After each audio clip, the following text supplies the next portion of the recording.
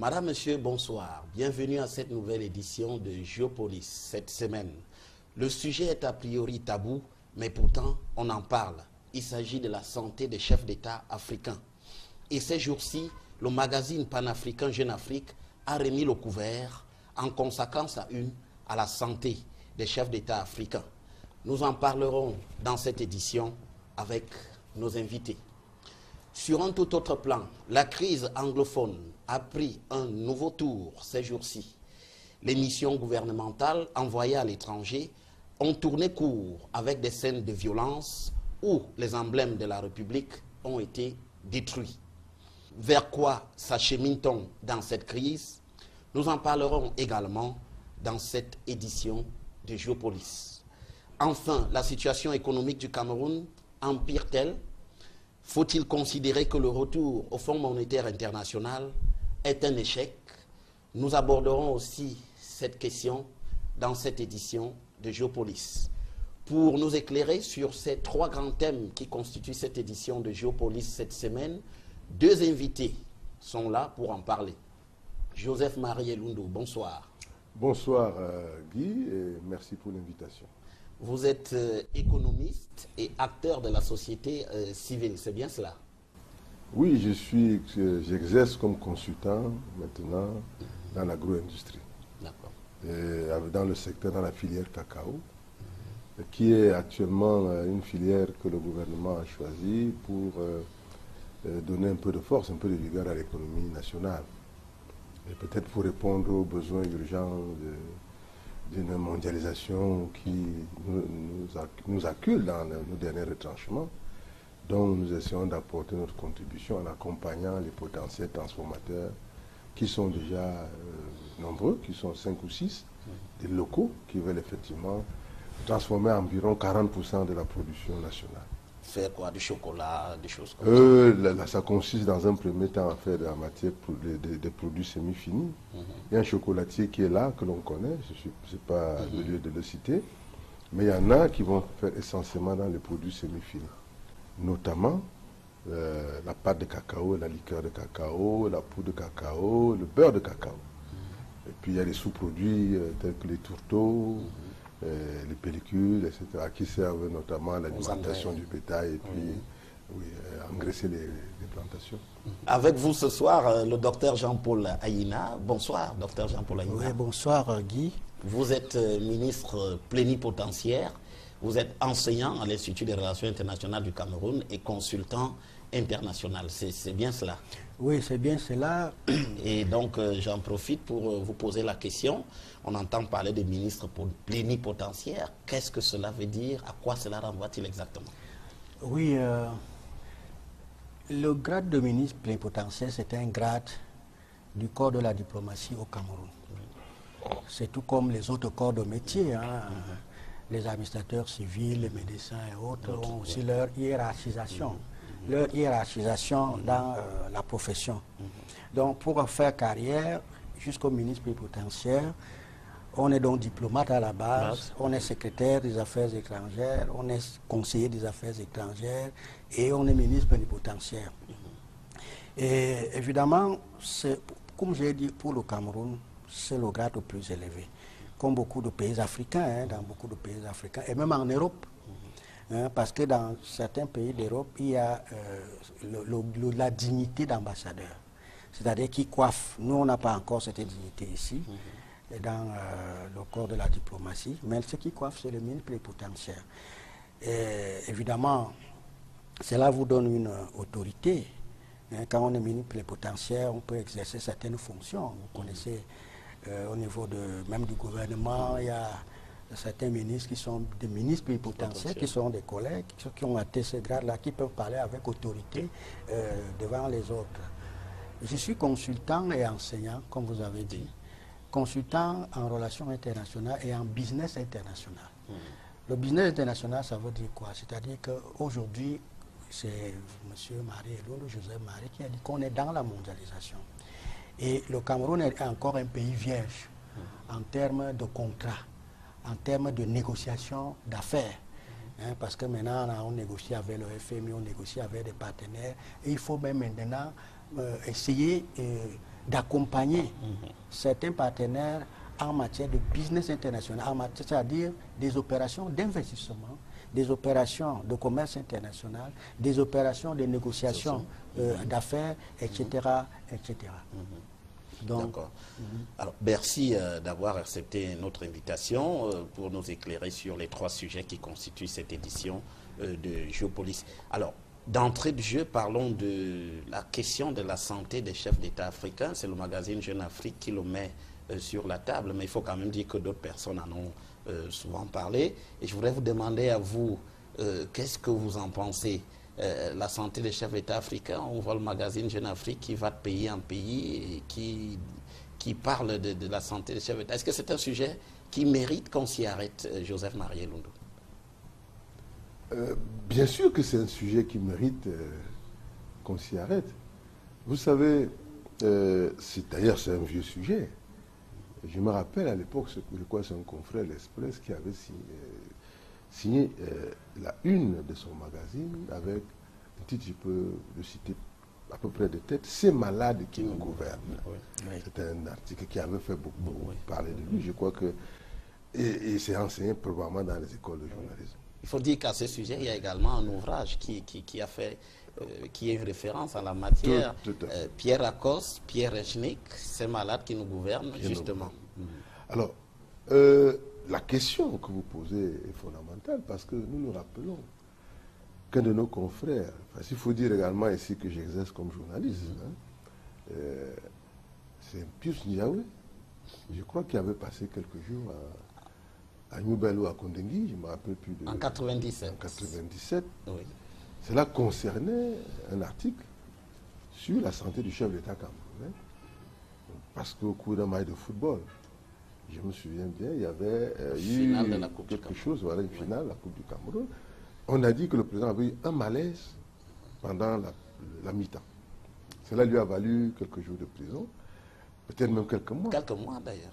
Donc, forcément, lorsqu'on a ce genre de réaction de la part des gouvernants, parce que ceux qui mettent en prison, c'est le gouvernant qui met en prison cet impertinent qui s'est attaqué, qui a osé parler de la santé du chef de l'État.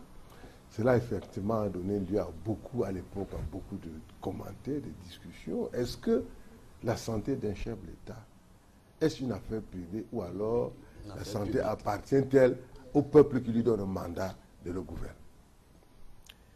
Et on est quand même obligé de dire que nous devons nous rassurer. Je crois que nous devons nous rassurer de la santé de ceux qui nous gouvernent. Parce que nous leur donnons toute notre confiance. Nous disons, prends notre sécurité, prends notre santé, prends notre alimentation, prends notre logement, prends notre vie, en fait. Et il faut bien que tu nous gères en toute assurance. Mais si vous avez un chauffeur, par exemple, d'une voiture, vous vous rendez compte que le chauffeur dort, par exemple, vous ne pouvez pas rester indifférent. Parce que ce chauffeur vous a mené dans le mur.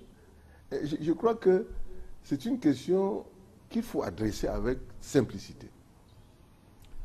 Un chef d'État, même si on ne va pas chercher de quoi il souffre, on devrait quand même se rassurer qu'il est en bonne santé, ou relativement en bonne santé, parce que, vous savez, la santé est relative. Il y a des gens, quand vous voyez un président comme Bouteflika, qu'on n'a pas entendu depuis des années, mais qui gouverne un pays qui semble marcher. Bon, là aussi, on peut donc poser la question, est-ce que c'est donc important de connaître la santé du chef d'État? Est-ce que c'est le chef d'État qui est important, ou alors le système gouvernant dans son ensemble? Qu'est-ce qui est important? Si on regarde un cas comme celui de Bouteflika, qui a gagné une élection présidentielle sur la chaise roulante, et on n'a pas entendu Bouteflika devant un meeting ou quoi que ce soit.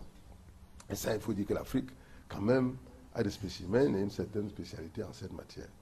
Donc, je crois que pour un premier jet, moi, je pense que la question de la santé du chef d'État n'est pas une question privée.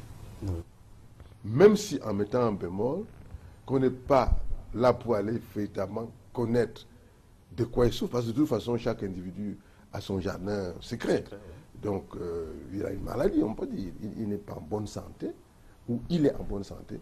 Mais ça importe pour le peuple, pour le citoyen que je suis, de savoir que mon chef d'État est en moyenne ou en mauvaise santé. Alors, docteur Jean-Paul Ayina, la question, vous la connaissez certainement, vous qui avez exercé pendant longtemps comme diplomate.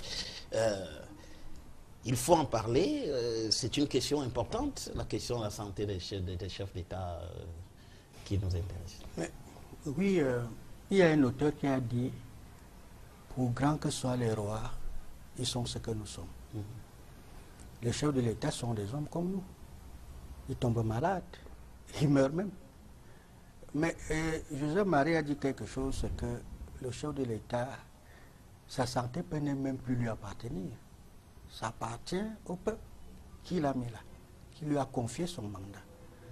Donc à un moment donné, parce qu'il est, de par la Constitution, le garant de la permanence et de la continuité de l'État. Ça veut dire qu'il rassure. Lorsqu'il est là, il rassure. Quand on sait qu'il est en bonne santé ou qu'il donne l'impression qu'il est en bonne santé, il rassure. Mais lorsqu'on a des doutes, c'est une locomotive. Une locomotive, effectivement, doit donner toutes les garanties. Et je pense que le chef de l'État, on doit connaître. Le peuple doit connaître, son peuple doit savoir ce qu'il en est. Je ne sais pas. Il doit faire quoi? Publier un bulletin de santé? Non, non, de toute façon. On a quand même des cas qui sont avérés, je vais dire à la limite, trompeurs. Oui, parce que si on a publié les bulletins de santé. Je n'ai pas dit qu'il faut absolument publier tous les mois, je ne sais pas. Il dit, d'une certaine manière, puisque c'est la locomotive, c'est le garant de la permanence et de la continuité de l'État. C'est à lui qu'on a confié. C'est lui qui fait toute la politique de la nation. C'est lui qui définit. Donc, on est donc en droit, le peuple est en droit de savoir si son chef est en bonne santé. Il y a eu des cas, on peut quand même on ne peut pas dire tous les petits détails. Le président Kennedy, par exemple, était malade. Il avait mal au dos. Oui. On ne pouvait pas dire qu'il a mal au dos, on l'a massé. Il était dopé à la corticone, c'est ça? Voilà. C'est ce qu'on a, donc, il avait mal à la cortisone, c'est ce qu'on a dit. Voilà, et dans son combat contre justement son homologue soviétique, on a dit qu'à un moment donné, notamment la crise des missiles à Cuba, il semblait bien que Kennedy était dopé par ces médicaments qu'il prenait. Voilà. Donc, moi j'ai vu, ça ce n'est pas un chef d'État, on avait une réunion des Nations Unies, une conférence des Nations Unies à Yaoundé. Le Premier ministre devait présider. Le Premier ministre est ma fan, je le cite parce que j'étais là et j'étais l'un des acteurs, en tout cas, de la conférence. Bon, il est allé prendre la parole à la tribune, il a eu un malaise. Il allait même tomber. Oui. Mais si on disait que bon, on ne peut pas parler, mais là, ça peut être peut-être le surménage, parce que c'était le subjet quoi. Hein, on a tiré à côté et puis il s'est reposé. Peut-être que le surménage, le chef de l'État peut avoir le surménage.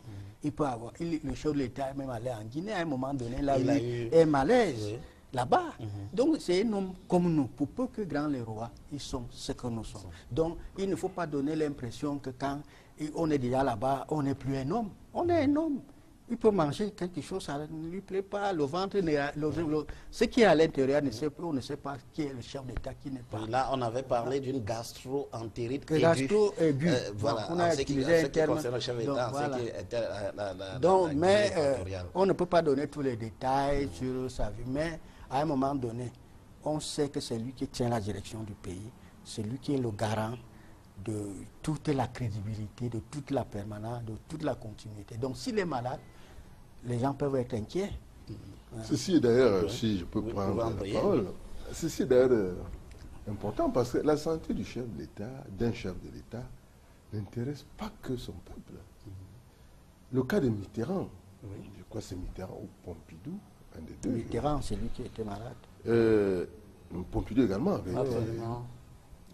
L'espionnage international s'intéresse à la santé des chefs d'État des autres pays. Précisément, c'est les espions américains qui étaient allés prélever l'urine, soit de Mitterrand, soit de Pompidou. Et ils ont découvert qu'il y avait l'albumine et tout ça, et qu'il avait un début de cancer. De cancer de la prostate. Et effectivement, ici, cela également rendrait dans une question de géopolitique et même de géostratégie. Oui. C'est-à-dire que on peut même anticiper sur son départ. Donc, en termes de négociation, on peut faire tenir une négociation, sachant, avec les scientifiques et la projection, la prospective médicale, qu'il ne va pas tenir pendant tant d'années. Donc, et à ce niveau, la santé du chef d'État prend donc un caractère stratégique. Et ne peut donc plus être simplement exposée de manière détaillée. Parce qu'effectivement, ça devient également en même temps un outil dangereux pour le pays lui-même. De connaître dans les détails de quoi un chef d'État souffre. Donc, c'est pour dire que c'est quand même un sujet assez complexe qui nécessite d'être analysé avec beaucoup de circonspection. Parce que c'est facile de dire, bon, c'est un homme public, donc il est... Bon, non. On doit connaître, si notre chef d'État est malade, comme cela est arrivé en Guinée, de toute façon, ça inquiète tout le monde. On dit, mais c'est pas possible, qu'est-ce que ça va donner? Vous vous rappelez d'un événement, lorsqu'on dit le chef d'État est mort. En 2004. Vous vous rappelez? C'est une catastrophe. Donc, pour les populations, c'est quelque chose d'extraordinaire de suivre la santé du chef d'État. Il y a des émotions extrêmement fortes que cela suscite dans les populations. Cela peut faire basculer, cela peut faire changer même la donne économique. Cela peut faire chuter le coût de la monnaie, etc. Cela a une influence extrêmement forte sur l'ensemble de l'environnement et de la société. Mais alors, est-ce que l'exemple, est-ce que... Oui, non, je voulais aller dans son sens, parce qu'il a parlé de stratégie. Oui. Comme aujourd'hui, nous sommes dans un monde globalisé, et où on s'épie. Oui. Effectivement, dans la stratégie, on fait de la projection et on fait de la prospective. Oui, tout à fait. Bon, dès lors qu'on sait que le chef de l'État peut ne pas tenir d'ici combien de temps, on peut déjà faire des spéculations de remplacement. Et ça, c'est vrai. C'est pour cela qu'on ne peut pas exposer à tout bout de champ, mais on ne peut pas aussi tout cacher. Oui, on a d'ailleurs dit à ce sujet que, par exemple, dans la négociation après la Deuxième Guerre mondiale, Franklin Delano Roosevelt était apparu très fatigué face à Staline, puisque les déplacements à Yalta et tout étaient très longs pour lui, ce qui a pu donner l'impression que Staline avait emporté sur un certain nombre de points importants. Oui, c'est-à-dire en négociation, c'est important, parce que vous devez connaître votre vis-à-vis, votre interlocuteur, son état d'esprit, son état même de santé, ses faiblesses et ses forces. Donc si vous savez que déjà il peut ne pas tenir en négociation parce qu'il prend les médicaments et tout ça, ça peut aussi vous donner un ascendant sur lui. Donc c'est stratégique ce qu'il dit. Mais il ne faut pas aussi tout cacher. Parce que comme je l'ai dit, pour grand que soient les rois, ils sont ce que nous sommes. Et dans ce cas, la formule de Mitterrand par exemple en 81, comment vous la trouvez? Il arrive à l'Élysée et c'est justement dans cette période de 1981 qu'on lui annonce également qu'il a un cancer de la prostate. Et il dit à son médecin, on va donner des bulletins de santé, on va les rendre régulièrement, mais sauf que ces bulletins de santé, ils sont faux. Ils sont faux et ils occultent la maladie de François Mitterrand. Est-ce que c'est une bonne démarche à votre sens? Vous savez, en politique, le bien et le mal ne s'entendent pas comme à l'église ou bien dans la religion chrétienne ou musulmane. La politique, comme disait Descartes, c'est le domaine de l'efficacité et du mensonge. Et d'ailleurs, ce qui est important en politique, c'est le résultat. Est-ce que cela a servi à Mitterrand? C'est ça la question qu'il faut poser. Cela a servi. Cela a servi parce que la présence à la tête d'un État, d'un chef d'État, dont la maladie est déclarée, connue. Prenez l'exemple de Yar'Adua. Omarou Yar'Adua, Nigérien. Vous avez bien vu tous les problèmes qui se sont posés du fait de sa santé fragile. Et Yar'Adua, quand il prend le pouvoir, il sait qu'il est malade. Donc, je pense qu'ici, Mitterrand, conscient du fait qu'il est malade, conscient également du fait que son bulletin de santé est important pour la marche de son pays, était un peu devant une sorte de dilemme. Entre un homme qui s'est battu pendant plus de 4 décennies pour être chef d'État, et qui portait les espérances et les espoirs d'un parti socialiste qui justement était en quête du pouvoir depuis des décennies, était-ce vraiment le moment? Y avait-il une possibilité de substituer Mitterrand à un autre socialiste?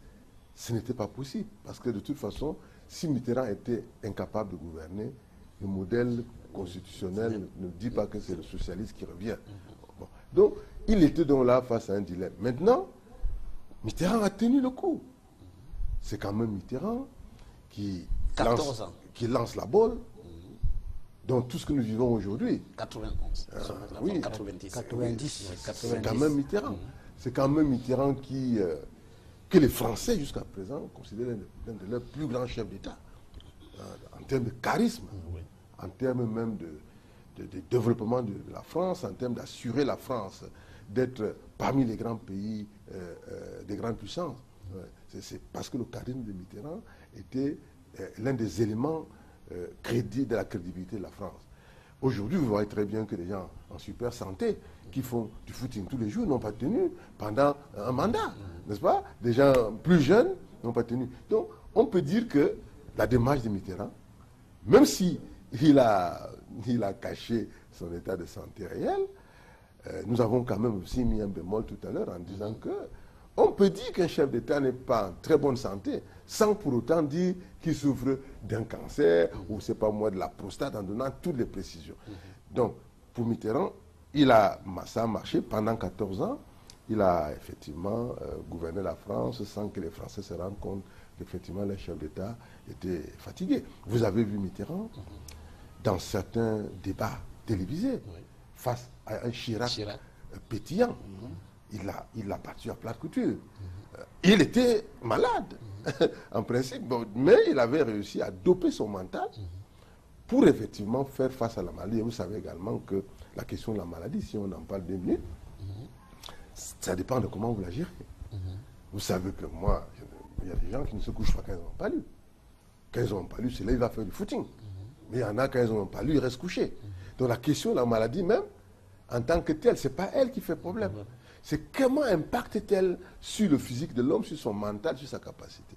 Les gens comme des gens qui font certains arts comme le yoga, qui font les méditations, les concentrations, ont une capacité mentale qui leur permet de surpasser leur mal.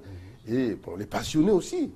Mitterrand était un passionné de la politique. Donc, vous comprenez qu'il s'est retrouvé donc effectivement dans une posture. On l'a d'ailleurs bien vu, puisque aussitôt parti de l'Élysée, on a bien vu que la déchéance a été très rapide. Jusqu'à ce jour, le Parti socialiste s'est pratiquement disloqué. Je voulais ajouter ceci, qu'il y a 2 aspects sur la maladie du chef d'État, ou vous faites quelque chose comme ça. Il y a l'aspect du mensonge, même il a parlé de mensonge, et il y a l'aspect du leadership.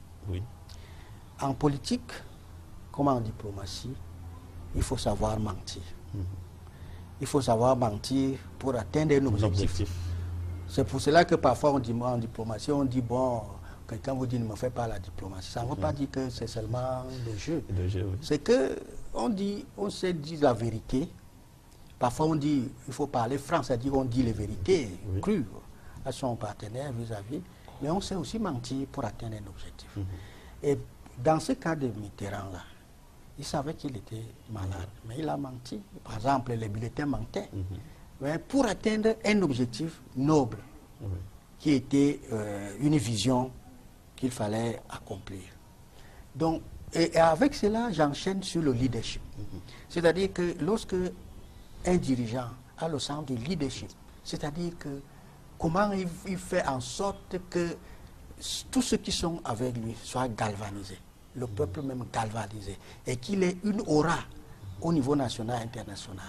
Ça peut faire que cet état d'esprit vienne même surplomber, n'est-ce pas, la maladie.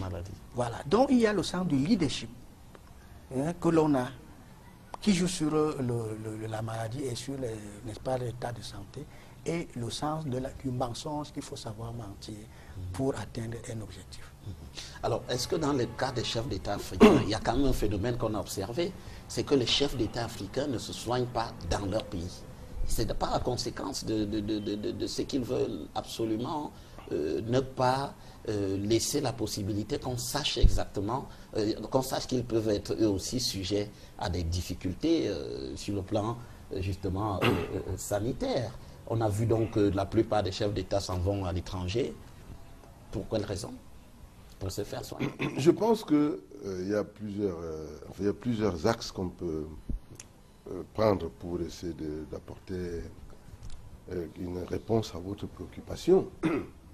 Vous savez, nous avons un problème de capacité. Vous savez, nos chefs d'État ne font pas confiance à leur système de santé. C'est curieux, mais c'est ça. Mais je crois qu'ils savent pourquoi. Parce que vous savez, beaucoup, pas seulement les chefs d'État. Si nous prenons le cas du Cameroun, ce ne sont pas les meilleurs qui sont allés au CUS. Pour des raisons connues. On a acheté des places au CUS. Et parce qu'on a acheté des places au CUS, j'en parle avec certitude. Parce que mon fils a raté le CUS. Il avait eu son bac avec 15 ans et demi. Il a été admissible. Il a raté à l'admissibilité. Mais ce n'est pas ça qui est choquant. Ce qui est choquant, c'est qu'il y a 22 messieurs et dames qui n'avaient même pas composé, qui avaient été recrutés au CUS. Donc, qui n'avaient fait preuve d'aucune compétence à l'entrée. Et qui vont être des médecins. Généralement, c'est des gens qui n'ont pas la vocation, parce qu'ils n'ont pas la passion. Donc, et on a développé comme ça d'année en année des promotions de cancre. Passez-moi l'expression. Je suis un peu dur, mais c'est la vérité. Et ce qui fait que, pour rire, il y a un sketch. Il y a un sketch d'un humoriste camerounais. Jean-Michel Cancan, qui dit d'ailleurs à son fils que si toi là tu es médecin, moi je ne viens pas me soigner là-bas. Parce qu'il sait que son fils, comment son fils est devenu médecin. Donc il y a cette chose-là que je crois. Et donc la suite c'est quoi? La suite c'est que au Cameroun, non, on va se soigner en Afrique du Sud. Parce que l'Afrique du Sud est un pays qui a développé des plateaux techniques et qui a pris au sérieux son système de santé, au niveau de la recherche. Vous savez, on fait des greffes de tout genre là-bas, il y a effectivement, et puis à cause d'une politique d'ouverture, il y a beaucoup de médecins israéliens et tout ça, des gens d'un monde scientifique qui se retrouvent là-bas. Dans la plupart de nos pays, regardez, je ne vais pas citer, il ne faut pas que je tombe dans l'incident diplomatique, la plupart, vraiment les plateaux techniques sont extrêmement pauvres, les spécialistes sont rares. Vous savez, chez nous, même les spécialistes, si vous vous amusez à faire une grève, on vous envoie à Saint-Malomo, vous êtes spécialiste des nerfs, vous vous retrouvez là-bas sans plateau technique, sans équipement. Il y a donc les aspects politiques qui font que nos médecins s'en vont dans les pays et ils vont faire valoir leurs compétences là-bas. Ceux qui en ont travaillent au Canada, aux États-Unis, en France, en Allemagne. Ils sont nombreux dans le monde. Donc, il y a un problème de politique de santé qui est parfaitement maîtrisé par les chefs d'État. Sinon, ils n'iraient pas ailleurs. Ils ont peur d'en être victimes. D'en être victimes. Donc, ils n'iraient pas ailleurs. L'autre chose, bien entendu. D'en être victimes. Donc, ils n'iraient pas ailleurs. L'autre chose, bien entendu, c'est que, vous savez, quand un chef d'État est malade, moi je pense également que si le président de la République se retrouvait à l'hôpital général, moi je crois qu'il y aurait deux effets. Le premier, c'est que l'hôpital général deviendra sérieux. Si les médecins savent que monsieur le chef d'État se soigne ici, les médecins deviendront sérieux. Les médecins s'arrangeront pour qu'il y ait de grandes conventions avec des spécialistes dans le monde. Peut-être même des jets privés, des coopérations avec les grandes assurances internationales et réassurances. Pour que, si le chef est malade, qu'on déplace rapidement des experts qui viennent appuyer les experts locaux et tout. Et cela ferait un transfert de technologie intense dans le pays. Et je pense que nos chefs d'État doivent aller dans ce sens. Et qu'ils sachent que leur présence, parce que vous savez, ce qui est extraordinaire avec nos chefs d'État, justement, c'est que c'est des chefs qui ont tout. Ils ont tous les pouvoirs. Ils ne les exercent pas assez. Ils n'exercent leur pouvoir que sur l'argent, pour le gaspiller, pour aller le donner ailleurs, pour aller payer des centaines de millions dans les hôpitaux étrangers. Et ces centaines de millions peuvent acheter plusieurs plateaux techniques. Je pense qu'il est important que cette analyse fine soit faite au niveau des chefs d'État et qu'ils se rendent compte de l'importance de leur charisme pour promouvoir le développement local. Si le chef d'État, je me rappelle le chef d'État camerounais, au bout qu'il était au pouvoir, il était directeur général de la SNEC, oui. Il y a eu au niveau de l'intendance un problème d'eau. On a dit que c'est dans 2 mois qu'on aura de l'eau. Le chef d'État a donné 1 semaine. Oui, tout à fait. Il a dit, dans 1 semaine, je veux qu'il y ait de l'eau là. On a importé des techniciens pour qu'il y ait de l'eau à Yaoundé. Donc, c'est des gens qui n'exercent pas suffisamment leur pouvoir au profit des populations, au profit de leur pays. Ils exercent les pouvoirs, effectivement. Le jet est payé par nous, les hôpitaux sont payés par nous, tout est payé par nous. Et il y a donc là, à mon avis, quelque chose à corriger. C'est que, j'ai fini par là, nos chefs d'État n'ont pas développé suffisamment de plateaux techniques chez nous, n'ont pas mis l'accent sur le caractère pointu du métier de médecin, la gestion même du personnel médical. Vous les voyez, les militaires sont bien payés, les magistrats sont bien payés, mais les infirmiers, autres sont pratiquement abandonnés à eux-mêmes. Ça crée dans les hôpitaux énormément de corruption, ça crée dans les hôpitaux un laisser-aller extraordinaire, et finalement, ça se répercute sur la santé des ménages, sur les populations, sur les coûts de santé, et sur les coûts même sur l'économie.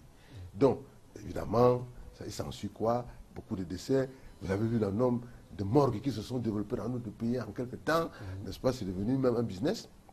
Donc, je pense que c'est une question à adresser avec beaucoup d'intelligence pour que, effectivement, et que les chefs d'État sachent que le leadership dont on parlait tout à l'heure, M. Ayina, est également requis dans ce secteur pour lui donner une certaine force, une certaine efficacité. Alors, oui, je voudrais ajouter qu'effectivement, il y a même un problème de self-reliance, c'est-à-dire compter sur soi et l'autosuffisance. Bon, on parlait de l'émergence. Ça fait partie de l'émergence, c'est-à-dire quand on a des notions de leadership.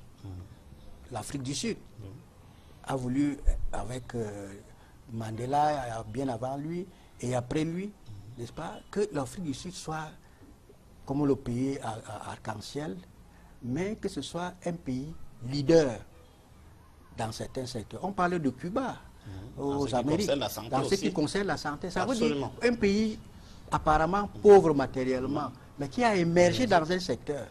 Donc je crois que c'est une certaine vision que l'on parle. Quand on a une vision du pays, on se dit, voici ce que je veux pour le pays. Et on a le sens de self-reliance, c'est-à-dire qu'on compte sur soi. Et on fait le développement local. On ne compte pas d'abord sur l'étranger. Je ne sais pas si c'est un complexe, je ne sais pas. Parce qu'à un moment donné, même les gens, à un moment donné, les gens vont aller dans les universités étrangères pour aller faire, même pour les études secondaires. Pour ceux qui est ici, ce qui vient de l'extérieur, c'est mieux. Ce qui est fait sur place, ce n'est pas mieux. Or qu'on va dans les mêmes écoles, même à l'étranger, on est assis avec les mêmes personnes, les blancs et consorts, on les dépasse même parfois. Donc je crois que c'est le sens que l'on a du pays qui peut faire en sorte qu'on se dit, voilà, pour qu'on émerge, c'est-à-dire qu'on sorte la tête de l'eau et qu'on reste même au-dessus. Parce que quand on parle d'émergence, on se dit, voilà, ça veut dire qu'on était quelque part, même sous l'eau, et on émerge, on a monté la tête. Et on monte la tête et on y reste, on devient leader. Est-ce qu'on veut être leader ou on veut être ses suiveurs? Nous, on a peut-être seulement la prétention d'être suiveur, mais il faut être leader. Et on est leader en quoi? On prend un domaine, on est leader. Voilà la santé de Cuba. On va se faire soigner, on va en Afrique. Je me suis dit, à un moment donné, j'étais en Éthiopie. L'Éthiopie fait les révisions d'avions. Les appareils, on révise là-bas. Et alors l'Éthiopie, c'est un secteur leader pour eux.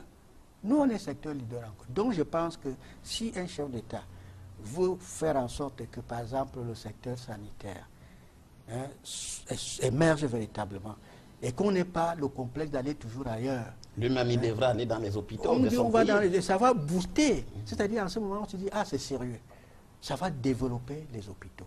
Quand c'est ça, on sait que ces gros bonnets-là, ils sont dans les hôpitaux locaux. Ça va booster. Et on va chercher maintenant à améliorer la qualité des médecins. Au lieu de prendre des gens parce qu'on est fils de tel, fils de l'autre, cousin de l'autre, je ne sais pas, qu'on voit que une capacité, par exemple, il y a dans les filières scientifiques, on ne s'amuse pas, même dans les filières internationales aujourd'hui. On ne peut pas prendre n'importe quel interlocuteur. Donc, on se dit ici, quelqu'un a les capacités parce que c'est la vie des citoyens, c'est la vie des gens. On ne peut pas s'amuser et il faut qu'on soit leader dans ce domaine et on s'applique et on cherche les meilleures opportunités pour faire que ça marche. Voilà ce qu'on pouvait dire à propos de ce premier thème qui nous intéresse ce soir sur la santé des chefs d'État africains. Maintenant, passons au deuxième thème qui nous intéresse ce soir dans le cadre de cette émission Géopolis. Ce sont ces missions dépêchées par le gouvernement à l'étranger à l'effet de discuter avec les Camerounais qui résident de la crise anglophone ou des voies et moyens de sortie de cette crise. Mais sauf qu'on a observé que ces derniers jours, on a observé des actes très très violents avec la destruction des emblèmes, notamment le drapeau de la République au Canada qui a été brûlé dans la représentation diplomatique du Cameroun. Et du coup, on se pose la question de savoir si la crise n'est-elle pas en train de se durcir, comme certains journaux ont pu s'interroger cette semaine, Joseph Marie Elundou. Bien, cette question est fondamentale aujourd'hui parce qu'elle relève désormais d'une question d'État. Vous savez, quand on parle de la question anglophone, moi je n'aime pas parler de la question anglophone. Je parle de la question des Camerounais d'expression anglaise.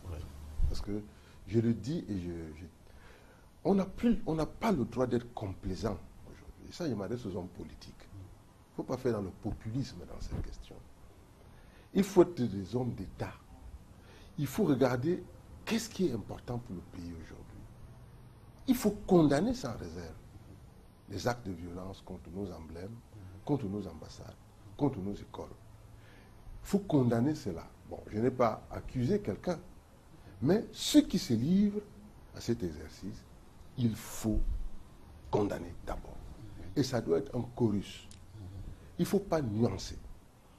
Et j'observe que beaucoup d'hommes politiques veulent faire plaisir à des gens. Je ne sais pas à qui. Et nous avons beaucoup de problèmes au pays aujourd'hui. Il faut expliquer aux Camerounais. Parce que, vous savez, je vais être simplement simpliste. Il y a un phénomène qui s'appelle Facebook. Bon, j'entends beaucoup de choses. On dit non, il faut fermer Facebook, il ne faut pas fermer. Le vrai problème de Facebook, c'est que c'est devenu un média. Tout à fait. Un média social. Et là, on peut s'en passer. Oui. Et c'est un média. Oui, tout à fait. C'est devenu un média. Mais le drame de ces médias, c'est qu'il est tenu par monsieur tout le monde. Parce que ici, lorsque nous allons sortir de ce studio, monsieur Zogo, vous allez prendre sur vous la responsabilité de diffuser cette émission et vous allez la diffuser en âme et conscience que c'est un bon produit qui respecte les codes de l'information. Mais quand vous retrouvez dans un milieu du tout venant, un véritable capharnaüm, cette affaire de Facebook, où tout le monde y arrive et dit ce qu'il veut, comme il veut, quand il veut. Mais le drame, c'est qu'effectivement, ça impacte sur le fonctionnement de l'État, le fonctionnement de la société. Il y a donc aujourd'hui au Cameroun un braquage communautariste. C'est-à-dire nous allons de manière progressive vers un tribalisme, un communautarisme institutionnalisé. Lorsque vous prenez position comme je le fais, on dit c'est parce qu'il est bêtise. Mais je dis que nous avons défendu le Cameroun avant qu'un seul Camerounais d'expression anglaise ne s'exprime sur les problèmes du Cameroun. Nous avons dénoncé, vous êtes témoin, au Cameroun, mais on a été très dur avec le régime Biya. Je ne sais pas si les gens ont été aussi durs que nous avec ce régime. D'ailleurs, nous en avons payé quelques frais. Mais aujourd'hui, tout visionnaire doit regarder le Cameroun dans un axe où l'analyse stratégique et géopolitique occupe une place fondamentale. Vous ne pouvez pas avoir un pays réputé être un îlot de tranquillité, mais qui à l'est est menacé par une Centrafrique complètement déstructurée et qui a d'État que le nom. Vous avez au nord le phénomène Boko Haram. Je ne sais pas s'il y a un jour au Cameroun où il n'y a pas quelqu'un qui explose dans ces régions-là. Si vous allez dans les brousses de l'Est du Cameroun, vous allez retrouver là-bas les anti-Balaka et consorts qui ont fui et qui se sont reconvertis en réfugiés et tout ça. Des gens qui ont du sang dans les mains. Toute la zone est infestée parce que c'est une zone minière. On aura un petit Katanga là-bas. Vous avez de tout là-bas, des Coréens, des Chinois. Et les élites de l'Est du pays ont chacun son exploitant là-bas dedans. Ces gens sont armés, monsieur. C'est-à-dire qu'un jour, vous allez aussi voir des gens se lever là-bas et dire, voici notre morceau du Cameroun. Vous avez donc maintenant la crise, la fameuse crise du sud et du nord-ouest, qui se prépare depuis des années. Il faut que les Camerounais sachent que lorsqu'un État... se prépare depuis des années. Moi, j'ai des documents. Je suis journaliste d'investigation. J'ai des documents. J'ai les noms des groupuscules. Ce n'est pas 2-3 personnes, c'est une trentaine, une quarantaine de groupuscules depuis des années. Les noms et tout. Donc ce n'est pas une génération spontanée. Il y a certainement eu une affaire des avocats qui n'étaient pas contents, qu'il faut prendre en compte. Mais la dérive que cela a créée est une dérive, c'est exactement comme vous avez vu la grève des taxis a débouché en 2008 sur une affaire où effectivement on nous a parlé des apprentis sorciers, où Yaoundé avait pris feu. Et où les taximans avaient même disparu.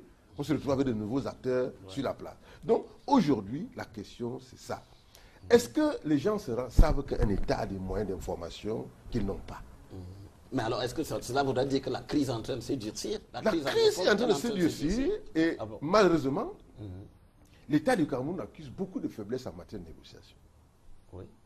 Moi, j'ai des amis dans le sud et nord-ouest qui m'ont appelé, des gens de cette région qui habitent là-bas, qui m'ont dit, est-ce que vous n'avez pas des gens crédibles qui peuvent venir parler ici?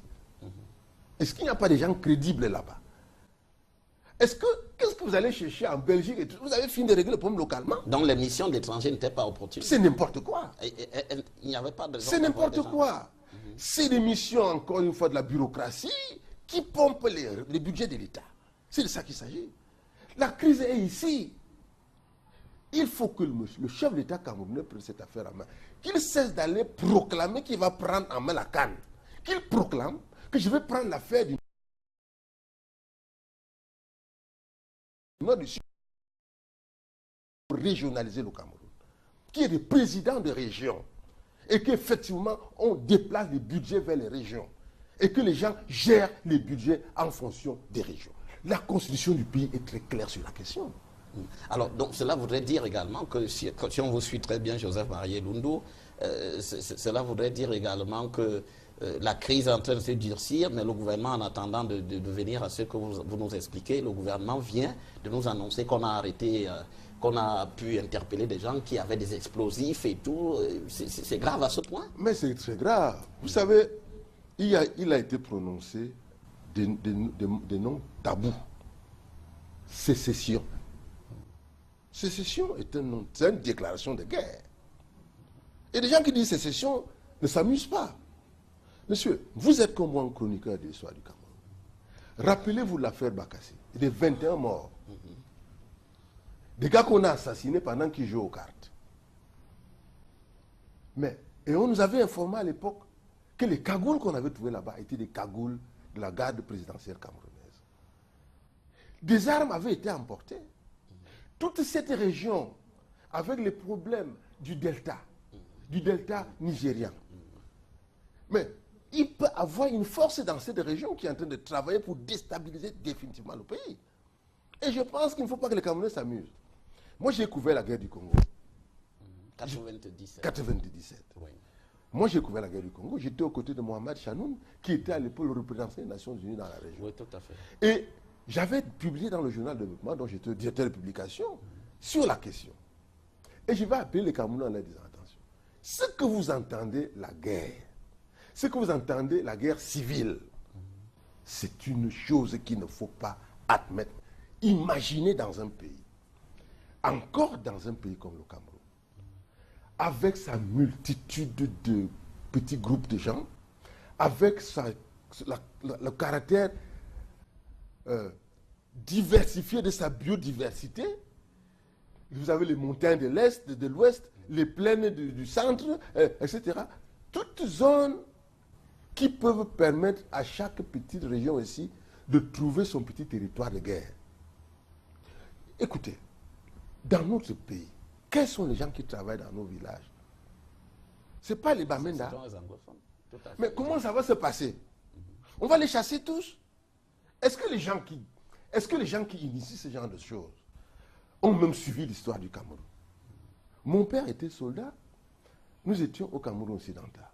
C'est Ahidjo qui a libéré le Cameroun occidental de l'emprise des Biafrais. Toute l'économie dans les années 70 du pays anglophone, d'expression anglaise, on appelle le Cameroun occidental à l'époque, était entre les mains des Biafrais. Il y avait la fête de l'Igname, que vous avez lu dans le livre de Chino Achibé, Le monde s'effondre. La fête de l'Igname se faisait à Mouyouka. Donc la culture était en train de s'installer. Lorsque Amadou Ahidjo, je me souviens, j'étais gamin, j'ai vu les Ibo assis dans le camp des gendarmes. On les transportait par camion, ils allaient par la Cross River pour rentrer dans leur pays pour libérer cette région. Il me semble qu'il ne faut pas que les gens fassent du rétro-pédalage dans l'histoire. L'histoire est un continuum. L'histoire est dynamique. Et il ne faut pas que les gens recréent. Ces gens sont incapables d'affronter l'avenir. Qui laisse la place à ceux qui en ont la compétence. On ne peut pas être dans une Afrique qui veut se construire face à un monde qui se consolide en bloc. Bloc de l'Europe de l'Ouest, bloc de l'Europe de l'Est, bloc de l'Amérique. Et nous ici, on essaie une petite balkanisation complètement primitive. On ne peut pas continuer à vivre avec des gens qui ont un esprit grégaire, qui pensent que les petits anglophones, les Bakouis, les machins, vont se mettre entre eux. Les adversaires du petit Camerounais de demain, c'est qui? Ce n'est pas le Bamileke, ne va pas être face à l'Éton. Il sera face aux Japonais, aux Chinois, aux Brésiliens, aux Coréens. Aux Coréens qui a sa bombe atomique. De quoi parlons-nous? Mais sortons de cette guerre complètement primaire, tribalistique, et regardons, levons la tête un seul moment et observons les vrais adversaires. Alors, oui, docteur Ayina. Le problème ou question anglophone, c'est un problème complexe. Complexe, mais aussi simple. Parce que c'est un problème culturel à la base. Oui. Être anglophone ou francophone, simplement, ça veut dire qu'on peut s'exprimer de façon intelligible, qu'on puisse vous comprendre en anglais ou en français. On est anglophone parce qu'on peut s'exprimer en anglais. Moi, j'ai une culture anglophone, hein. J'écris même en anglais, même les articles. Mais je ne peux pas, dans le cadre du Cameroun, dire que je suis anglophone. Non, mais j'ai eu une formation anglophone. Hein? Donc, j'ai enseigné l'anglais à un certain niveau. Bon, donc ça veut dire quoi? Je veux dire, comme le disait José Marie, on ne devrait pas bâtir une division à partir d'une langue. La langue, comme le disait le professeur regretté Bernard Fondon, c'est une porte d'ouverture. Ça doit nous permettre de nous ouvrir sur le monde, qu'on ait des opportunités à gauche et à droite. Le Cameroun, à un moment donné, c'était le ni francophonie, ni Commonwealth, du temps de l'ancien président. Et je me rappelle, quand j'entrais au ministère comme jeune diplomate, il y a eu une conférence des ambassadeurs. Le président actuel venait de prêter serment et on a pris des résolutions. En fait, on a fait des recommandations en disant que le monde est ouvert, il faut prendre des opportunités ici et là. Il faut qu'on soit à la fois à la francophonie et au Commonwealth. À la suite, ça a marché. Donc, je ne pense pas que le monde, parce qu'on parle anglais ou parle ceci, ça s'est réduit à ça.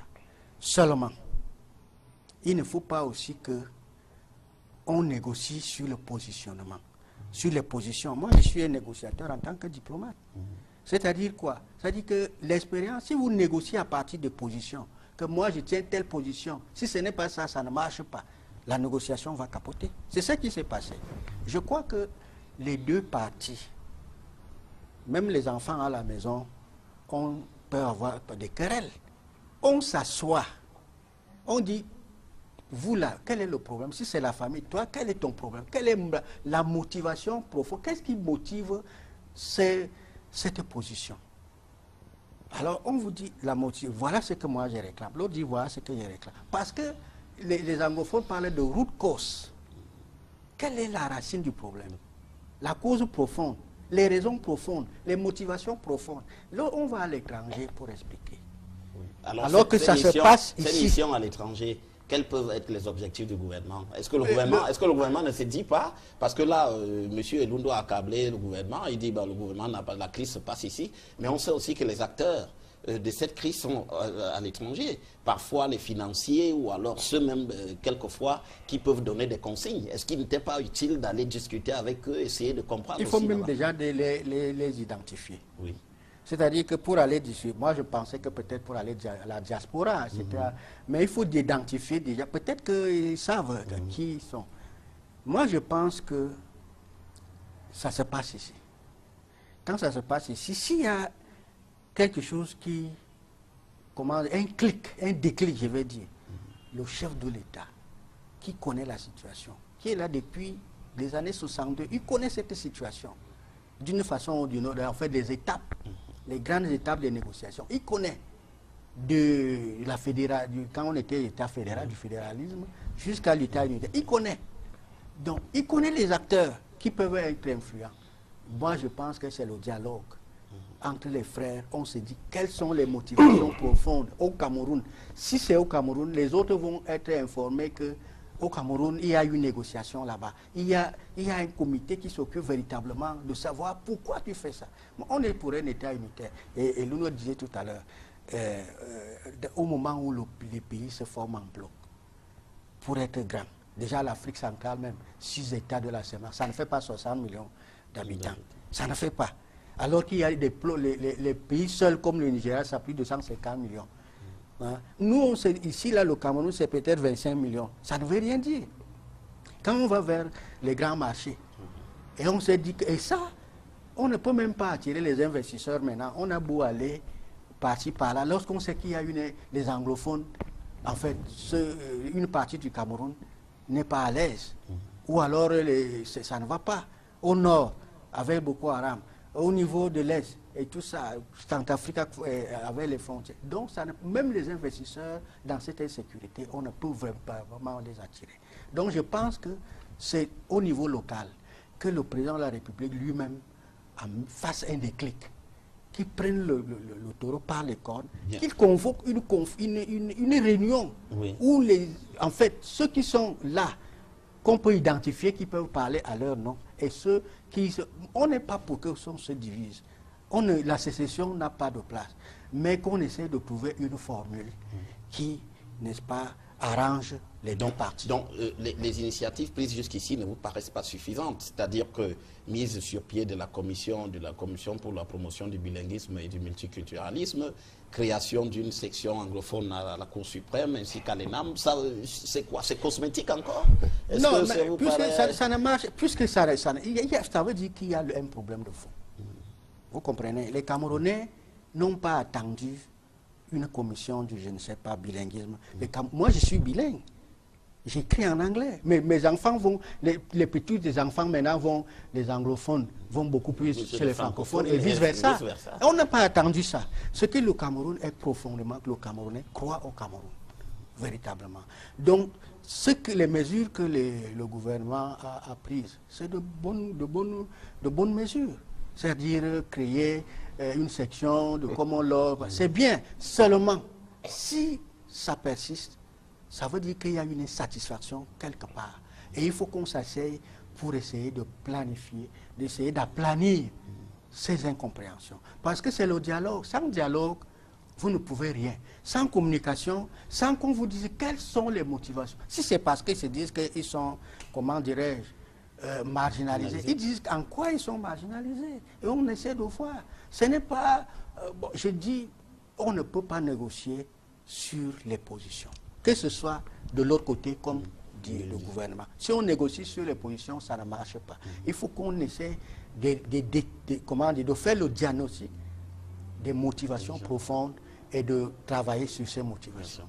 Oui, alors Joseph Marielundu. Bon, maintenant, nous sommes dans une situation de conjoncture difficile dans ce projet, dans cette affaire, dans cette crise.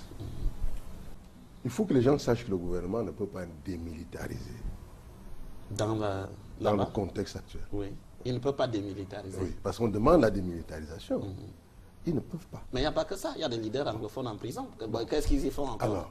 On aurait pu les élargir aussi, quitte à les garder par exemple sous contrôle judiciaire. Alors la question, c'est celle-là. Mais cette question précisément nous échappe. Pour une raison simple. Nous n'avons pas le même niveau d'information que le gouvernement. Bon, mais vous dites qu'on ne peut pas démilitariser. Pourquoi le gouvernement ne peut pas démilitariser? Parce que nous avons atteint un stade où le niveau de suspicion d'une sécession a atteint l'optimum. Et en stratégie, aucun gouvernement ne peut, dans le temps actuel, retirer les forces. Le retrait des forces va être la résolution d'une négociation au sens où on l'aura orienté, mais de manière intelligente. Alors vous dites suspicion, mais bien il s'agit de suspicion. Assise sur quoi? Sur des informations crédibles? D'abord sur des déclarations de sécession, des actes de vandalisme, comment vous appelez ça, des bombes, en fait, tout ce qui a été trouvé là. Ces actes, on envoie les gens pour négocier, bon, je ne sais pas trop quoi, la violence est extrêmement forte de l'autre côté. Un gouvernement ne peut qu'entretenir ces militaires-là.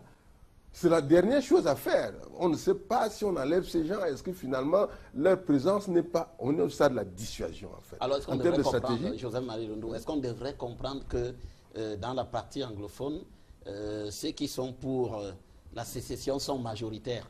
Puisqu'il y a bien le Cameroun. Non, le problème, vous savez... Est-ce qu'ils sont majoritaires? Non, on n'est pas en démocratie. Hein. La guerre est faite par quelques soldats, le peuple est couché quand la guerre se fait. La majorité de la population dort quand la guerre se fait. Ce n'est pas, ici, ce n'est pas, on ne sait même pas, mais on ne sait pas qui est qui, effectivement, mais on voit des actes. On entend sécession, on entend fédéralisme. Ce qui n'est pas la même chose. Ce n'est pas la même chose, mais il y a amalgame. Dès qu'il y a amalgame, l'État prend ses mesures. C'est-à-dire, nous sommes là devant une situation où l'État prend des mesures parce qu'il n'a pas la maîtrise de la situation. Oui, mais je vais vous dire, moi, mon sentiment, c'est quoi? Ce qui se passe aujourd'hui, et l'état où on se trouve, on peut justifier les positions des gens. Parce qu'on a donc atteint ce qu'on redoutait tous un peu, la radicalisation. Mais ce qu'on avait prévu à l'époque, en 2006-2007, les patriarches Sokodjou, comment il appelle, Njoli Toumbe, Titi Nguel et tout, j'étais le secrétaire permanent d'un mouvement qui s'appelait le groupe des patriarches pour la réconciliation et la paix au Cameroun. Bien loin des événements d'aujourd'hui. Et on avait identifié une dizaine de problèmes qui poseront des problèmes au Cameroun dans les prochaines années. Et la question anglophone était en deuxième position. Nous sommes en 2006-2007. Nous écrivons au chef d'État. Et nous lui disons, il faut anticiper. À l'époque, le directeur de cabinet s'appelle Peloken. Et c'est Titi Nguel qui est porteur de la lettre que les patriarches adressent au chef d'État en disant, nous voulons, nous, patriarches, qui n'avons aucune ambition, nous ne voulons pas d'ambition politique, nous ne voulons pas être ministres, nous ne voulons aucune nomination, nous voulons simplement vous aider avec les techniques traditionnelles de négociation à apaiser le Cameroun. Il y avait la question de la réconciliation des nationalistes, parce que tous les pro-Aïdjo sont contre les pro-Omniobe. Et c'est une situation qui dure plus de 50 ans. Donc, c'est un problème qui est là, il faut le résoudre. Deuxième problème, la question anglophone qui était posée par Njoli Toumbe, qui disait que Wistil Binjomba, on ne s'est jamais marié. Je suis allé aux Nations Unies, je n'ai pas vu l'acte de réunification formalisé, dans lequel on dit, comme nous nous mettons ensemble, j'ai droit à ceci, tu as droit à cela. Il dit, ce document n'existe pas aux Nations Unies. Est-ce que l'État fédéral, tel que conçu à l'époque, a été déclaré auprès des Nations Unies? Ça, je n'ai pas vérifié. C'est Njoli Toumbe qui est un des combattants du Bakuriland qui nous a donné. Et nous avons. Il y a la question du retour des restes d'Amadou Ahidjo, qui est pendant et qui aujourd'hui constitue dans la région du Nord, Cameroun, les trois régions, une question de conflit et de polémique et même polémos au sens de la guerre. Vous avez la question de, comment on appelle, chez les Bamileke, il y a eu le génocide. Les Bamileke disent qu'on n'a jamais pleuré les morts. Et c'est une réalité dans le milieu Bamileke, qui ne s'exprime pas aujourd'hui, dans la génération d'aujourd'hui, forcément. Mais là-bas, vous savez qu'on a bombardé les gens, on n'a pas oui, tout à fait. Comprenez. Il y a un certain nombre de questions comme ça. La question des exécutions d'un Kolnguet, oui. Okay? Après le putsch, est-ce qu'il y a eu une série de problèmes que les patriarches avaient identifiés à l'époque et qui avaient été adressés au chef d'État. Et je constate aujourd'hui que le problème qu'on avait mis en deuxième lieu vient d'éclater. Il vient d'éclater. Il y a la question de la crise économique. Et les autres vont aussi éclater. Les autres, ils vont aussi éclater. On peut, puisque nous on fait l'analyse prospective. La prospective est une simulation qui repose sur des éléments, des critères plus ou moins objectifs. C'est-à-dire que lorsque nous observons aujourd'hui, par exemple, la crise anglophone, pour nous, la crise anglophone naît avec la tripartite. En 91. Oui. Parce qu'effectivement, la tripartite donne des orientations qui sont d'abord bricolées. Au moment de faire la Constitution, on n'a pas reporté de manière systématique les résultats de la tripartite. Et ça, quand on le fait souvent, on bricole, on croit qu'on est intelligent, qu'on est agrégé de droit et qu'on est ceci. Mais on ne le fait pas pour les francophones. On ne le fait pas pour les anglophones. On le fait pour un petit groupe d'individus qui se croient éternels, n'est-ce pas, et qui n'a pas de vision pour le Cameroun. Lorsque la question de la décentralisation est posée dans la Constitution, et le chef de l'État dit, après qu'on ait créé un Sénat qui est entré par la fenêtre, il dit, maintenant que la question, le Sénat est là, on a réglé tous les problèmes politiques. J'étais des acteurs qui disaient non, il y a un problème, ce Sénat est boiteux. Il y a les régions, les conseillers régionaux qui n'ont pas été élus, ils n'ont pas voté ces gens. Il faut absolument remettre, il faut dire maintenant, et pour finir, que nous avons hérité de la Constitution de la 5e République française. C'est de 58. Oui, qui est une constitution qui fait du chef d'État ce que Mathias Ourenguin appelle le président empereur. Absolument. Et c'est l'un de nos problèmes. Il se trouve donc dans ce pays, pour que quoi que ce soit bouge, le chef de l'État doit intervenir. Et le chef d'État camerounais est devenu un empereur qui ne veut pas partager son pouvoir.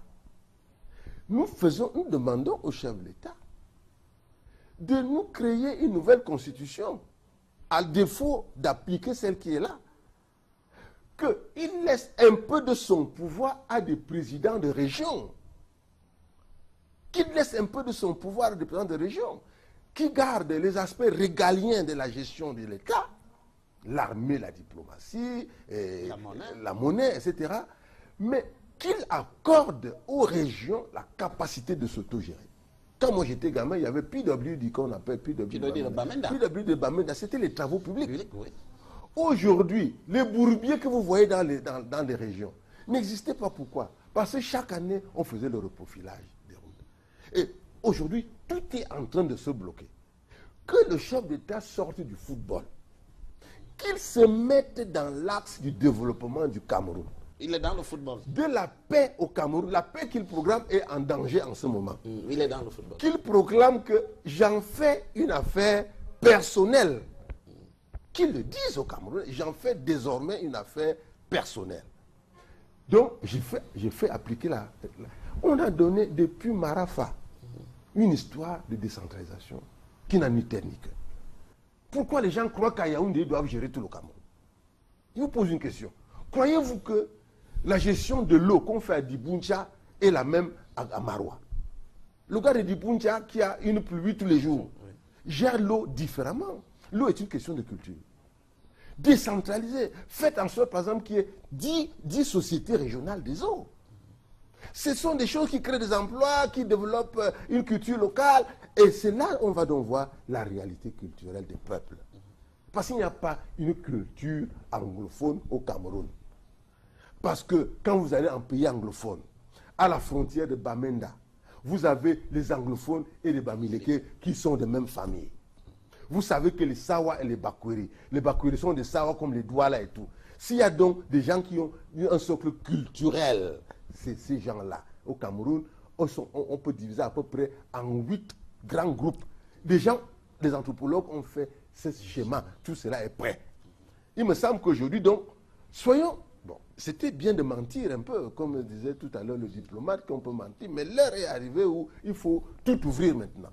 On ne peut plus continuer dans l'axe actuel, parce que cet axe est dangereux pour notre pays, pour sa stabilité et pour l'avenir de notre pays. Docteur Aïna? Oui. Oui, je voulais aller dans le sens de Joseph Marie pour dire que maintenant, la suspicion et la radicalisation sont devenues très profondes. Il faut maintenant, pour le chef de l'État, ce qu'on appelle en anglais le confidence building measures, c'est-à-dire des mesures de rétablissement de la confiance. Je me rappelle en 2002, quand on avait le problème avec le Nigeria sur Bakassi, 2002, on nous a envoyé au Nigeria, je faisais partie de la délégation, pour le confidence building. C'est-à-dire qu'avant, on attendait le verdict. Le verdict de la CIG. Le CIG, qui est venu peut-être le 12 quelque chose après.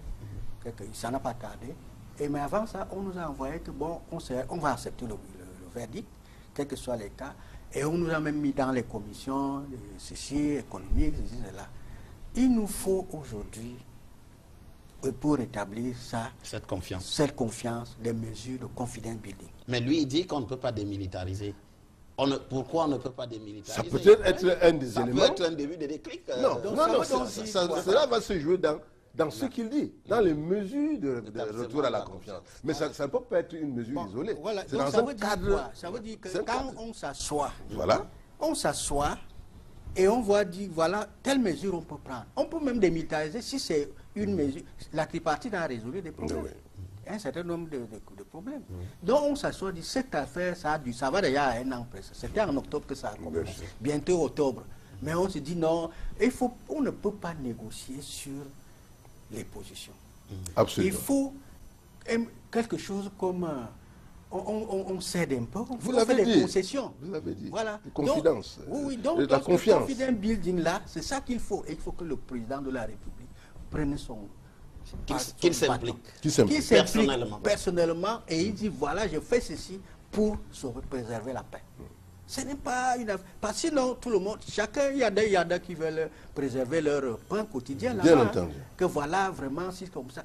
On prend le courage et on dit voilà, on fait comme ça. On peut même prendre des mesures. Oui, que le gouvernement sorte, je ne prends pas la parole de M. Aïna, que le gouvernement sorte de sa condescendance.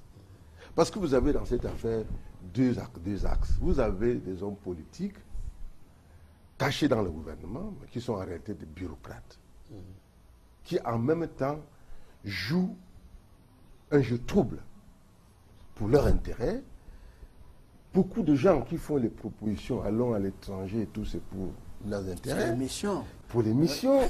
Ça veut dire que beaucoup de gens n'ont pas encore pris la mesure du problème.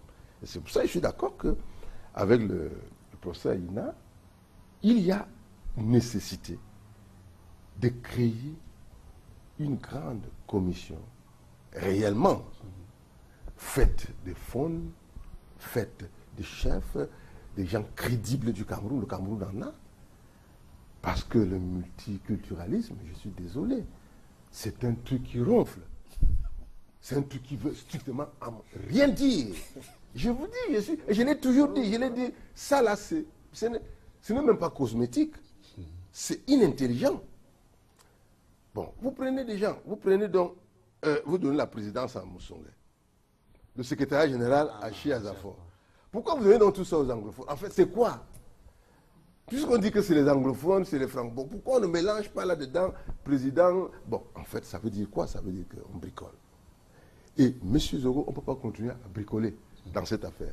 Cette affaire peut nous amener très loin dans la paix et la sécurité de notre pays. Alors, merci pour ces explications et ces avis.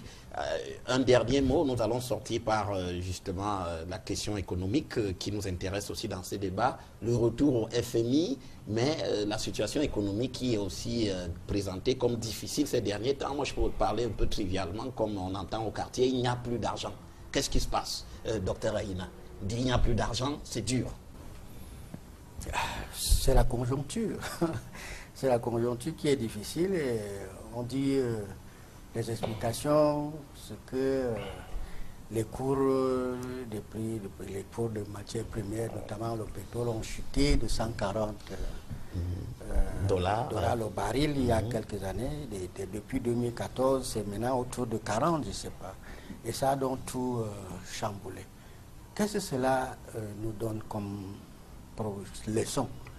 On a focalisé nos économies sur les produits primaires non transformés. Et on a focalisé notre économie pas sur un autre pilier autre que les produits primaires.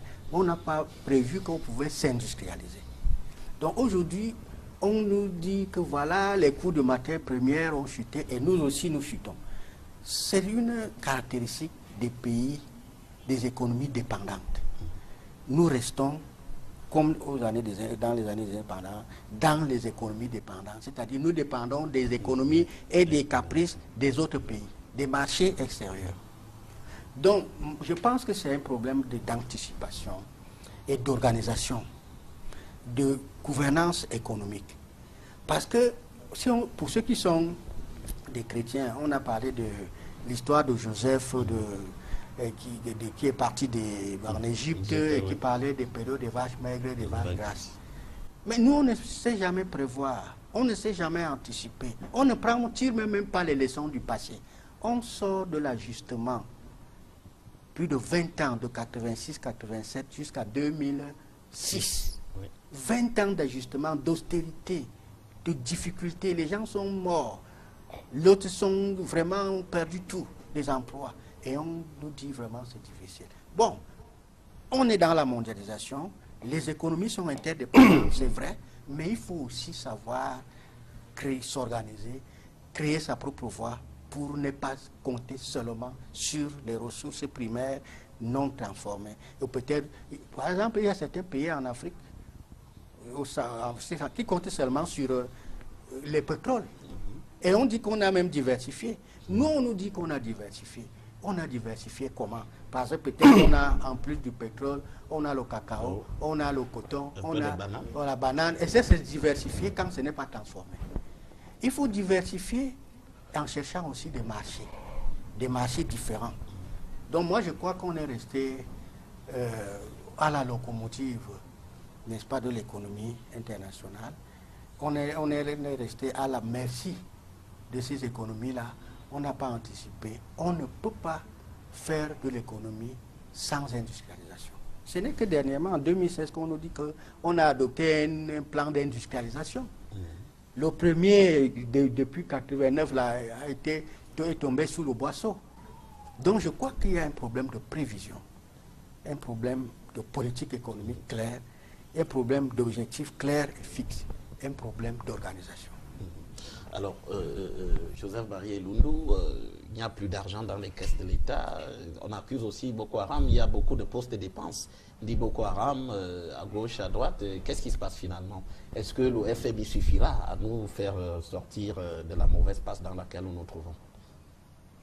Vous m'avez promis qu'on allait avoir un programme sur l'économie. Oui, j'espère que nous aurons ce programme-là pour qu'on parle véritablement de l'économie, parce que vous savez que l'économie a ceci de particulier que on nous l'a amené ici dans les papiers, Et les gens récitent des choses, la loi de Keynes, Karl Marx, Ricardo, la loi Giffen, l'effet multiplicateur, ça fait des trucs comme ça. Et ils se contentent de ça dans les bureaux, ils font des visas sur les papiers.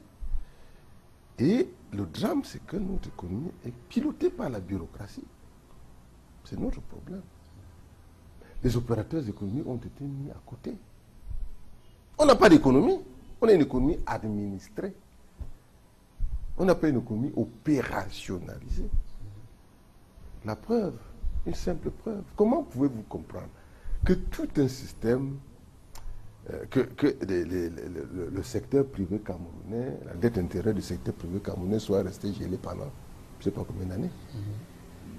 Mais est-ce qu'il y a une meilleure manière de tuer une affaire que de ne pas régler la créance d'une entreprise? Soyons simples. C'est-à-dire que demain, Motazé, Alamine, Ousmane May doivent se réunir avec la caisse autonome sur les 400 milliards qu'on prend au fond. Au lieu d'aller les mettre dans le football, d'acheter 16 voitures pour un comité de je ne sais quoi qui va contrôler quoi à la CAN.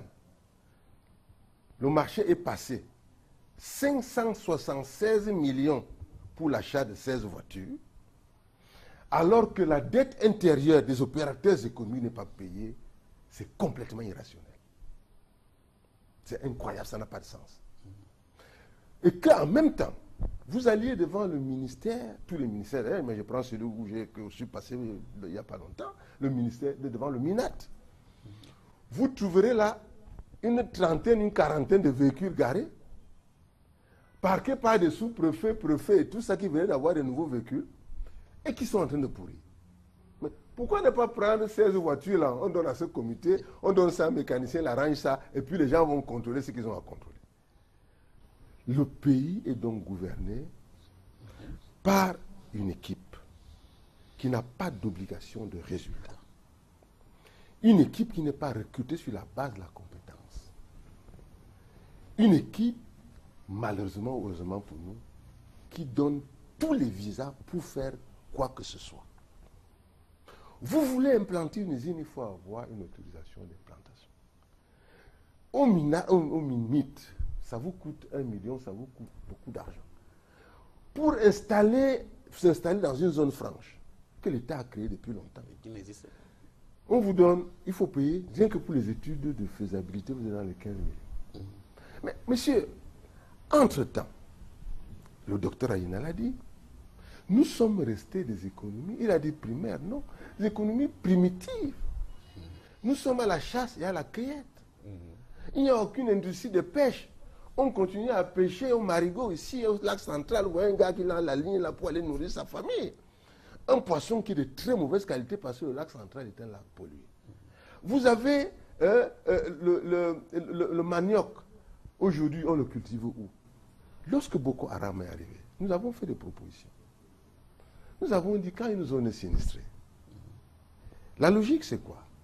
Il faut développer des zones de développement pour ravitailler ça. Et au Cameroun, vous avez par exemple la zone de la vallée d'une thème que j'apprécie particulièrement, dans laquelle j'ai beaucoup travaillé. Et j'ai écrit que le thème est à la vallée ce que le Nil fut pour l'Égypte. C'est une zone extrêmement fertile. Les Gabonais et les Équatoriens sont à nourrir. Ils entrent, traversent cette zone fertile pour venir acheter des plantations à Yaoundé, dans la laitière, par-ci. Mais où est l'organisation du territoire en matière d'économie? Il y a pourtant un ministère chargé de l'organisation du territoire. Je pense que ces B.A.B.A.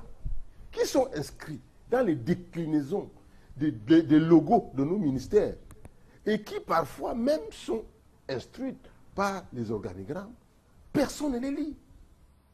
Conséquence, quand vous parlez d'argent, comment voulez-vous avoir de l'argent dans une économie qui importe tout? Il y a M. Essomba qui a crié dans tous les médias ici, et je le reprends. Vous ne pouvez pas avoir une économie où vous importez le Kyodang. Dans un pays où quand vous partez de la gare de Yaoundé à la gare de Douala, toute cette zone-là, c'est le raffia, le bambou. Oui. Et on peut prendre ce bambou-là, on fait des milliers de cure-dents qu'on va expédier partout dans le monde. Vous ne pouvez pas avoir un pays qui tue son secteur textile. Nous avons du coton au nord Cameroun. Nous avons une usine de transformation. On pourra en avoir 10 pour transformer notre coton et mettre en place des grandes unités de production comme on le fait dans les pays d'Asie. En Asie, on produit massivement les habits. On met des chaînes de production. On nous arrête ces friperies qui entrent. Ces chaussures, nous avions une tannerie au nord et tout. Et maintenant, il a parlé de cette question du pétrole.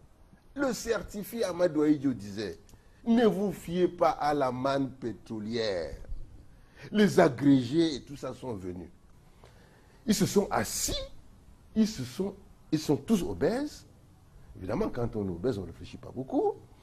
Et ils ont oublié les fondements des pères fondateurs de l'État, même si on peut leur reprocher un certain nombre de choses, qui avaient des principes de gestion assis sur la prudence. L'une des prudences, c'est quoi? Ahidjo avait compris qu'il avait une niche importante dans le cacao. Et il avait donc créé l'ONCPB, qui était le bras séculier du financement de son économie, qui lui produisait la devise et qui lui permettait d'entretenir le verger national. Et le producteur, à l'époque, beaucoup d'entre nous avaient des parents producteurs qui les ont envoyés dans les écoles les plus huppées dans le monde. Il me semble que vraiment, si ces papas, si nos pères ont pu le faire, avec le bagage qu'ils avaient, je crois aujourd'hui, avec les instruments que nous avons, les grands diplômés, n'ont pas pu le faire. C'est un objet d'inquiétude. Nous allons finir. Docteur Aina, un mot avant que nous ne concluions cette émission. Oui, je pense, j'incline à penser et je pense que le problème de nos pays, c'est un problème d'organisation et de gouvernance. Parce qu'aujourd'hui, nous n'avons plus d'argent, comme on dit. Et Joseph Marie parlait des théories, où nous avons... mais il y a quand même certaines théories qui peuvent marcher et qui marchent. Par exemple, l'économiste Nicolas Caldor avait parlé du carré magique de la croissance économique, de la politique économique. Et entre autres, il parlait de la croissance économique.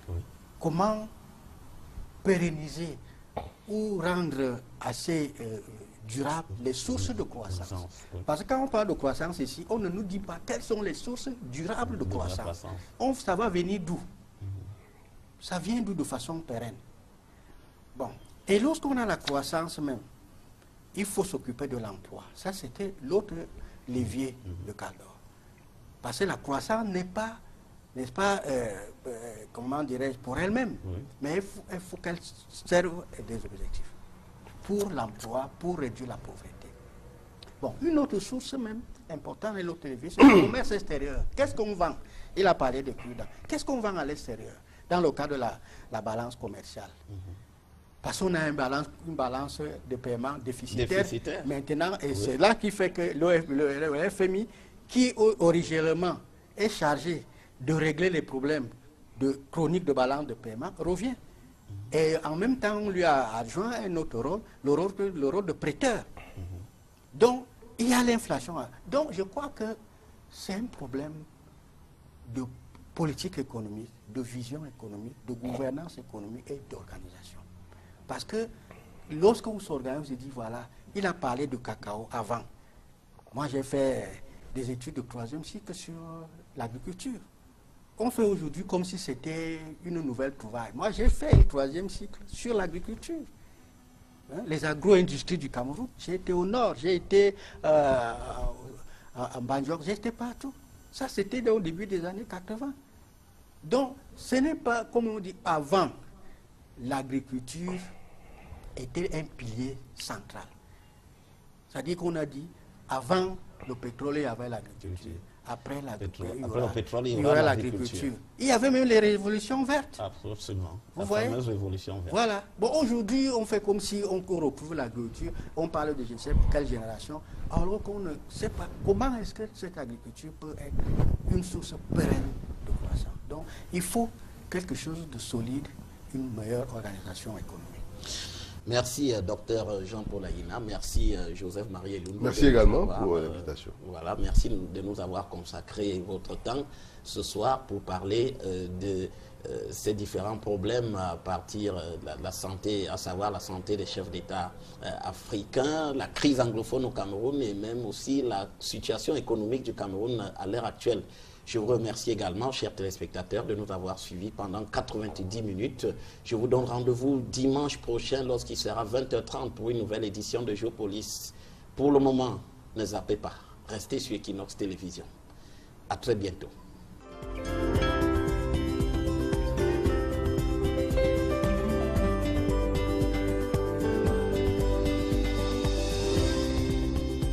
On voit le magazine Jeune Afrique qui va de pays en pays et qui parle de la santé des chefs d'État. Est-ce que c'est un sujet qui mérite qu'on s'y arrête, Joseph-Marie Elundu? Bien sûr que c'est un sujet qui mérite qu'on s'y arrête. Vous savez, d'ailleurs c'est un vieux sujet. Je me rappelle à l'époque, je crois que c'est un confrère l'Express qui avait signé la une de son magazine avec un titre, je peux le citer à peu près de tête, ces malades qui nous gouvernent. C'était un article qui avait fait beaucoup parler de lui. Je crois que et c'est enseigné probablement dans les écoles de journalisme. Il faut dire qu'à ce sujet, il y a également un ouvrage qui a fait, qui est une référence à la matière. Pierre Lacoste, Pierre Rechnik, ces malades qui nous gouvernent, justement. Alors, la question que vous posez est fondamentale parce que nous nous rappelons qu'un de nos confrères, parce qu'il faut dire également ici que j'exerce comme journaliste, c'est Pius Ndiawe, je crois qu'il avait passé quelques jours à Nubel ou à Kondengui, je ne me rappelle plus. En 97. En 97. Oui. Cela concernait un article sur la santé du chef d'État camerounais. Parce qu'au cours d'un match de football, je me souviens bien, il y avait eu quelque chose, voilà, une finale, la Coupe du Cameroun. On a dit que le président avait eu un malaise pendant la mi-temps. Cela lui a valu quelques jours de prison, peut-être même quelques mois. Quelques mois d'ailleurs. Donc, forcément, lorsqu'on a ce genre de réaction de la part des gouvernants, parce que ceux qui mettent en prison, c'est le gouvernant qui met en prison cet impertinent qui s'est attaqué, qui a osé parler de la santé du chef de l'État. Cela, effectivement, a donné lieu à l'époque, à beaucoup de commentaires, de discussions. Est-ce que la santé d'un chef d'État, est-ce une affaire privée ou alors la santé appartient-elle au peuple qui lui donne un mandat de le gouverner? Et on est quand même obligé de dire que nous devons nous rassurer. Je crois que nous devons nous rassurer de la santé de ceux qui nous gouvernent. Parce que nous leur donnons toute notre confiance. Nous disons, prends notre sécurité, prends notre santé, prends notre alimentation, prends notre logement, prends notre vie, en fait. Et il faut bien que tu nous gères en toute assurance. Mais si vous avez un chauffeur, par exemple, d'une voiture, vous vous rendez compte que le chauffeur dort, par exemple, vous ne pouvez pas rester indifférent. Parce que ce chauffeur vous a mené dans le mur.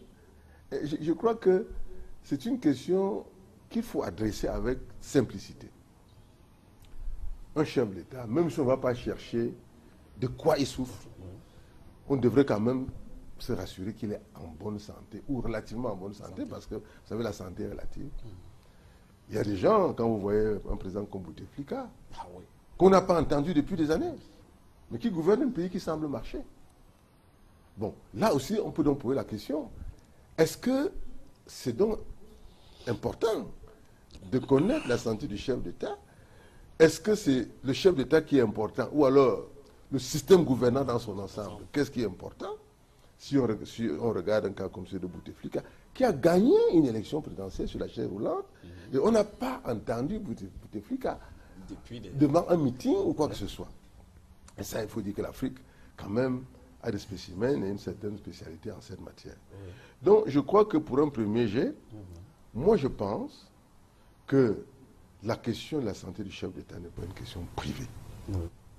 Même si, en mettant un bémol, qu'on n'est pas là pour aller véritablement connaître de quoi il souffre, parce que de toute façon, chaque individu a son jardin secret. Donc, il a une maladie, on peut dire. Il n'est pas en bonne santé, ou il est en bonne santé. Mais ça importe pour le peuple, pour le citoyen que je suis, de savoir que mon chef d'État est en moyenne ou en mauvaise santé. Alors, docteur Jean-Paul Ayina, la question, vous la connaissez certainement, vous qui avez exercé pendant longtemps comme diplomate. Il faut en parler, c'est une question importante, la question de la santé des chefs d'État qui nous intéresse. Mais, oui, il y a un auteur qui a dit, pour grands que soient les rois, ils sont ce que nous sommes. Les chefs de l'État sont des hommes comme nous. Ils tombent malades, ils meurent même. Mais Joseph Marie a dit quelque chose, c'est que le chef de l'État, sa santé peut même plus lui appartenir. Ça appartient au peuple qui l'a mis là, qui lui a confié son mandat. Donc à un moment donné, parce qu'il est, de par la Constitution, le garant de la permanence et de la continuité de l'État. Ça veut dire qu'il rassure. Lorsqu'il est là, il rassure. Quand on sait qu'il est en bonne santé ou qu'il donne l'impression qu'il est en bonne santé, il rassure. Mais lorsqu'on a des doutes, c'est une locomotive. Une locomotive, effectivement, doit donner toutes les garanties. Et je pense que le chef de l'État, on doit connaître. Le peuple doit connaître, son peuple doit savoir ce qu'il en est. Je ne sais pas. Il doit faire quoi? Publier un bulletin de santé? Non, non, de toute façon. On a quand même des cas qui sont avérés. Je vais...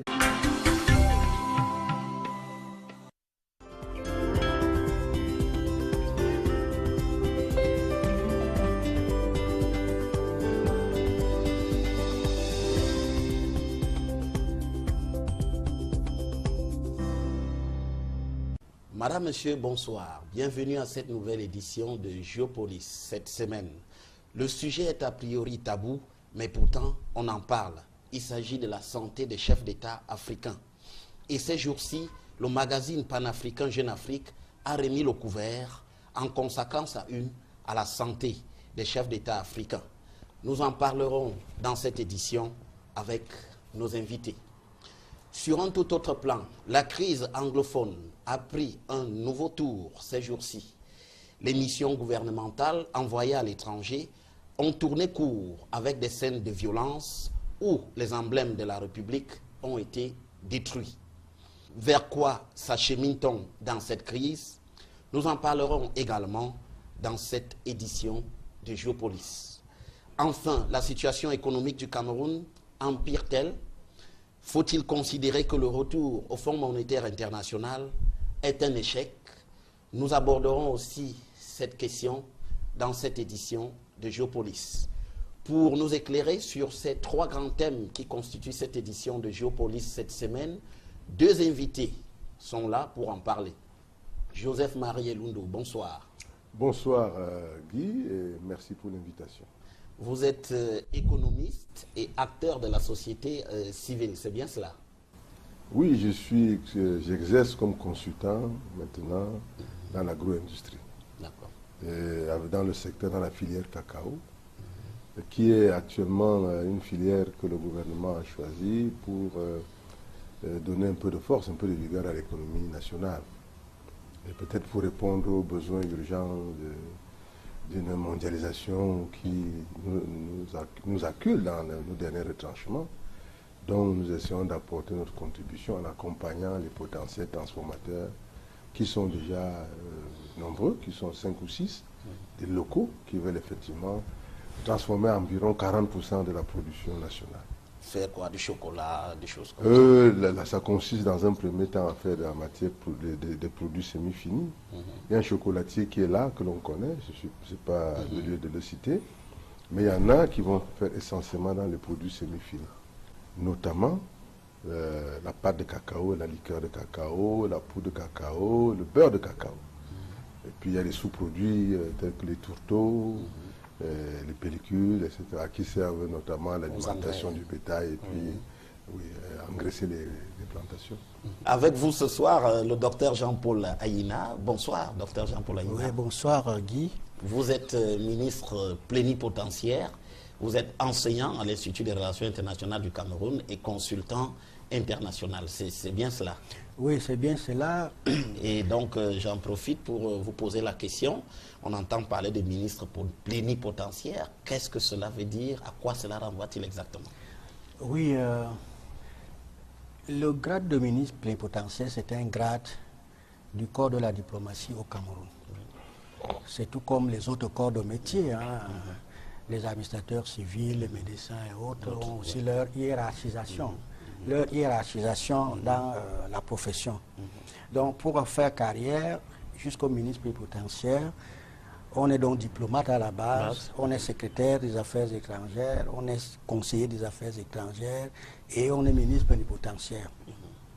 Et évidemment, comme j'ai dit, pour le Cameroun, c'est le grade le plus élevé. Comme beaucoup de pays africains, hein, dans beaucoup de pays africains, et même en Europe. Hein, parce que dans certains pays d'Europe, il y a la dignité d'ambassadeur.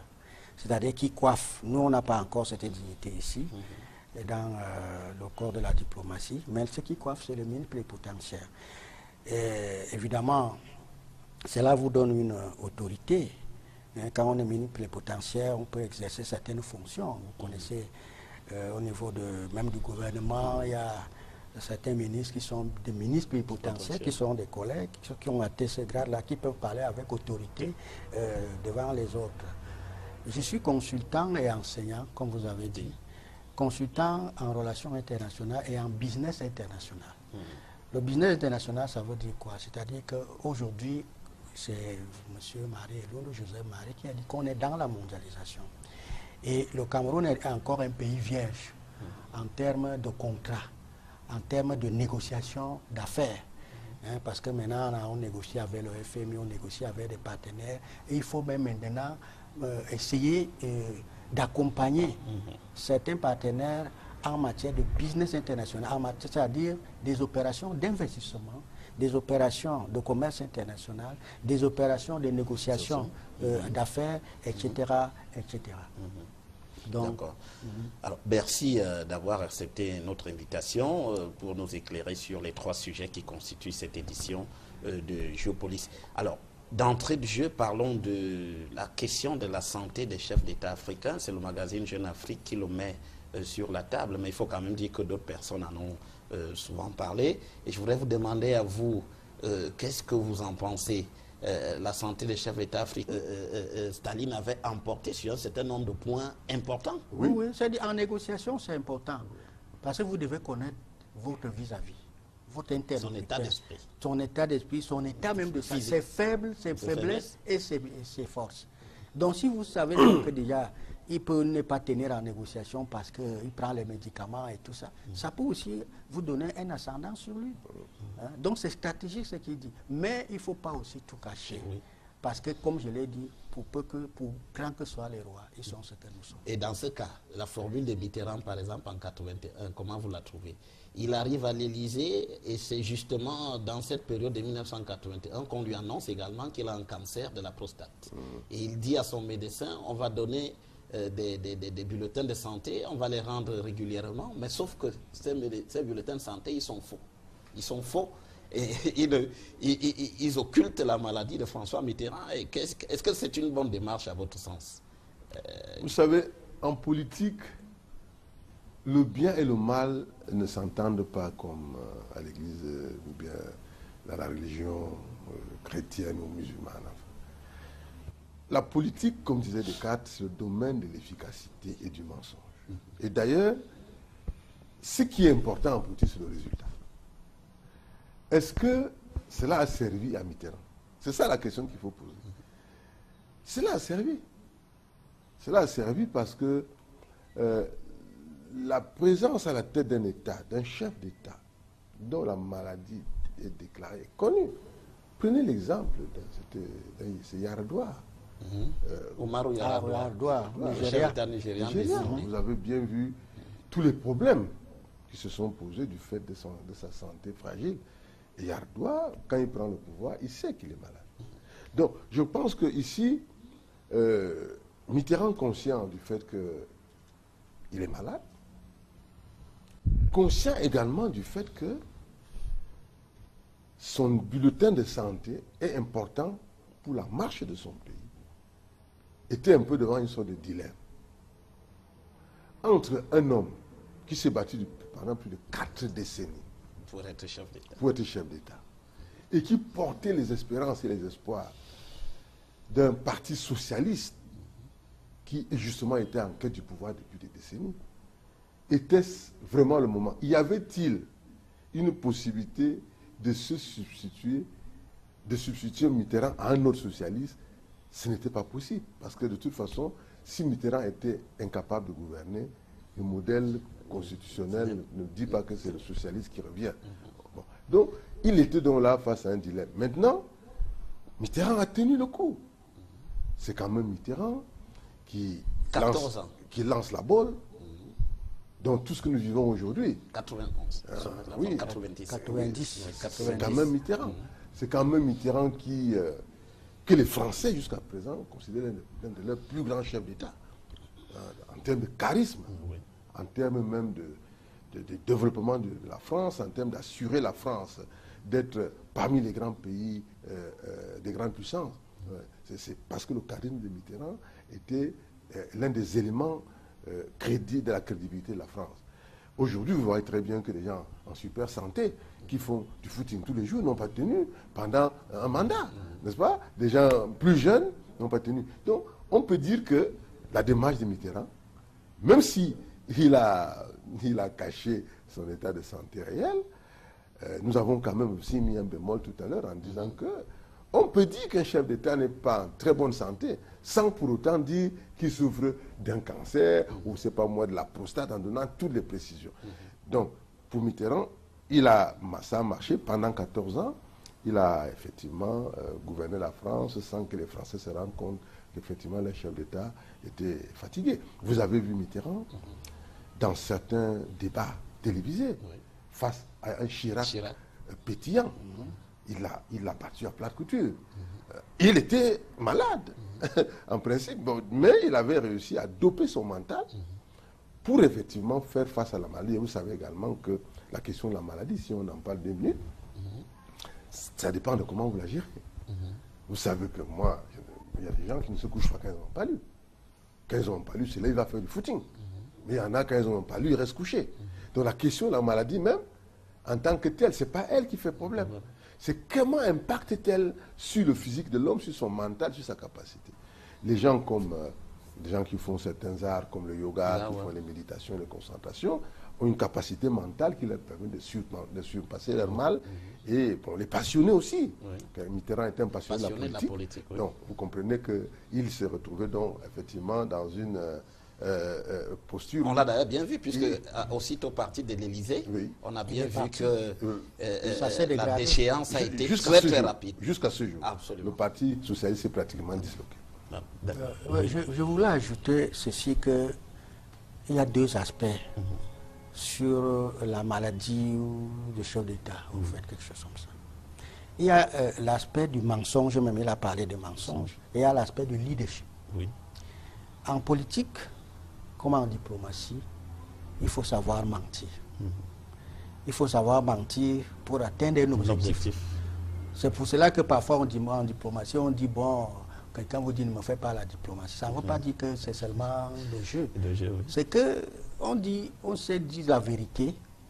Parfois on dit, il faut parler franc, c'est-à-dire on dit les vérités crues à son partenaire vis-à-vis, mais on sait aussi mentir pour atteindre un objectif. Et dans ce cas de Mitterrand là, il savait qu'il était malade, mais il a menti. Par exemple, les bulletins mentaient.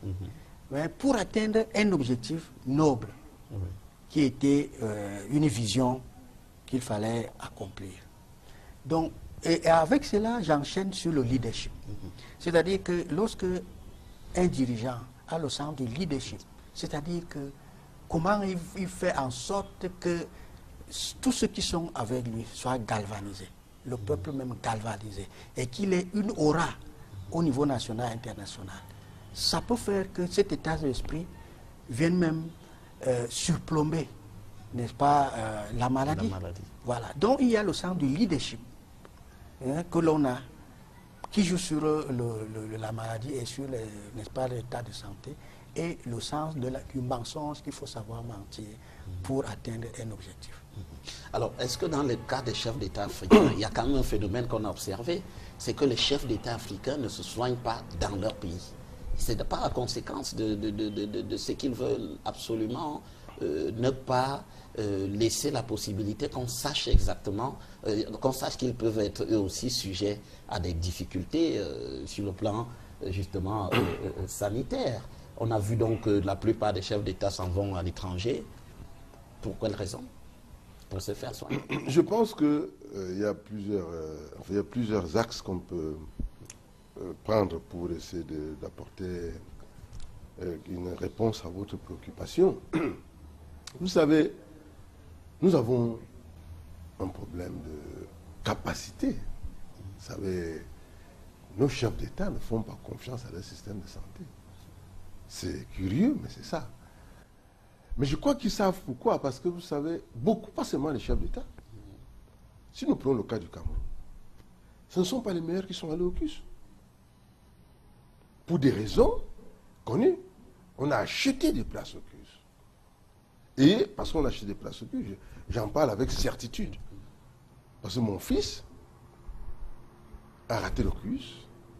Il avait eu son bac avec 15 ans et demi.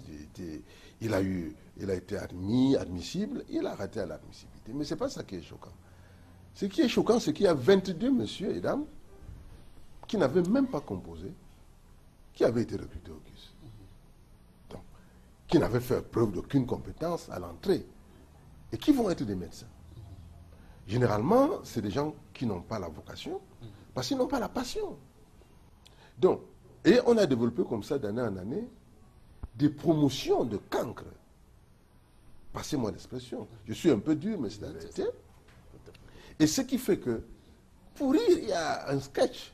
Il y a un sketch d'un humoriste camerounais. Jean-Michel Cancan, pour ne pas le citer. Qui dit d'ailleurs à son fils que si toi là tu es médecin, moi je ne viens pas me soigner là-bas. Parce qu'il sait que son fils, comment son fils est devenu médecin.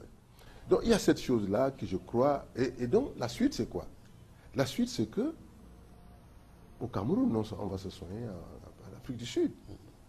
Parce que l'Afrique du Sud est un pays qui a développé des plateaux techniques et qui a pris au sérieux son système de santé, au niveau de la recherche.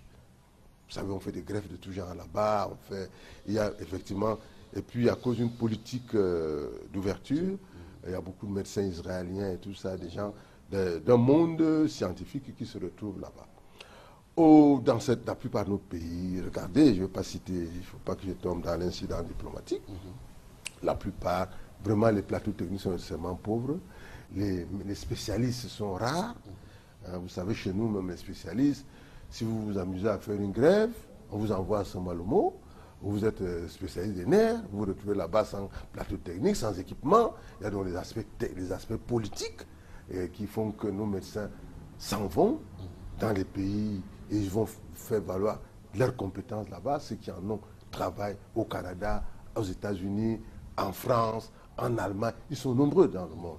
Donc, il y a un problème de politique de santé qui est parfaitement maîtrisé par les chefs d'État.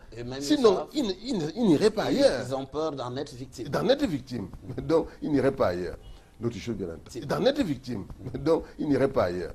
L'autre chose, bien entendu, c'est que, vous savez, quand un chef d'État est malade, moi, je pense également que si le président de la République se retrouvait à l'hôpital général, moi je crois qu'il y aura deux effets. Le premier, c'est que l'hôpital général deviendra sérieux. Si les médecins savent que monsieur le chef d'État se soigne ici, les médecins deviendront sérieux. Les médecins s'arrangeront pour qu'il y ait de grandes conventions avec des spécialistes dans le monde. Peut-être même des jets privés, des coopérations avec les grandes assurances internationales et réassurances, pour que si le chef est malade, qu'on déplace rapidement des experts qui viennent appuyer les experts locaux et tout, et cela ferait un transfert de technologie intense dans le pays. Et je pense que nos chefs d'État doivent aller dans ce sens. Et qu'ils sachent que leur présence, parce que À la limite trompeur. Oui, parce que si, bon, si on a publié les bulletins de je n'ai santé. pas dit qu'il faut absolument publier tous les mois, je ne sais pas. Il dit d'une certaine manière, puisque c'est la locomotive, c'est le garant de la permanence et de la continuité de l'État. C'est à lui qu'on a confié, c'est lui qui fait toute la politique de la nation. C'est lui qui définit. Donc, on est donc en droit, le peuple est en droit de savoir si son chef est en bonne santé. Il y a eu des cas, on peut quand même on ne peut pas dire tous les petits détails. Le président Kennedy, par exemple, était malade. Il avait mal au dos. Oui. On ne pouvait pas dire qu'il a mal au dos, on l'a massé. Il était dopé à la corticone, c'est ça? Voilà. C'est ce qu'on a, Donc, il avait mal à la au dos. cortisone, c'est ce qu'on a dit. Voilà, quelque Et dans chose. son combat contre justement son homologue soviétique, Ouais. on a dit qu'à un moment donné, notamment la crise des missiles à Cuba, il semblait bien que Kennedy était dopé par ces médicaments qu'il prenait. Voilà. Donc, moi, j'ai vu, ça, ce n'est pas un chef d'État. On avait une réunion des Nations Unies, une conférence des Nations Unies à Yaoundé. Le Premier ministre devait présider. Le Premier ministre Mafan, je le cite parce que j'étais là et j'étais l'un des acteurs, en tout cas, de la conférence. Bon, il est allé prendre la parole à la tribune. Il a eu un malaise. Il allait même tomber. Oui. Mais si on disait que bon, on ne peut pas parler, mais là, ça peut être peut-être le surménage, parce que c'était le subjet quoi. Hein, on a tiré à côté et puis il s'est reposé. Peut-être que le surménage, le chef de l'État peut avoir le surménage. Il peut avoir, le chef de l'État est même allé en Guinée à un moment donné, il a eu un malaise là-bas. Donc c'est un homme comme nous, pour peu que grands les rois, ils sont ce que nous sommes. Donc il ne faut pas donner l'impression que quand on est déjà là-bas, on n'est plus un homme. On est un homme. Il peut manger quelque chose, ça ne lui plaît pas, le ventre, ce qui est à l'intérieur, on ne sait pas qui est le chef d'État, qui n'est pas. Et là, on avait parlé d'une gastro-entérite aiguë. Gastro-aiguë. Voilà, on a utilisé un terme. Concerne le chef d'État, voilà. ce qui était Donc, mais équatoriale. on ne peut pas donner tous les détails sur sa vie, mais à un moment donné, on sait que c'est lui qui tient la direction du pays, c'est lui qui est le garant de toute la crédibilité, de toute la permanence, de toute la continuité. Donc s'il est malade, les gens peuvent être inquiets. Ceci est d'ailleurs, si je peux prendre la parole, ceci est d'ailleurs important parce que la santé du chef de l'État, d'un chef de l'État, n'intéresse pas que son peuple. Le cas de Mitterrand, je crois que c'est Mitterrand ou Pompidou, un des deux. Mitterrand, c'est lui qui était malade. Pompidou également avait. Absolument. L'espionnage international s'intéresse à la santé des chefs d'État des autres pays. Précisément, c'est des espions américains qui étaient allés prélever l'urine, soit de Mitterrand, soit de Pompidou. Et ils ont découvert qu'il y avait l'albumine et tout ça, et qu'il avait un début de cause de cancer. De cancer de la prostate. La prostate. Et effectivement, si cela également rendrait dans une question de géopolitique et même de géostratégie. C'est-à-dire qu'on peut même anticiper sur son départ. Donc, en termes de négociation, on peut faire tenir une négociation, sachant, avec les scientifiques et la projection, la prospective médicale, qu'il ne va pas tenir pendant tant d'années. Donc, à ce niveau, la santé du chef d'État prend donc un caractère stratégique.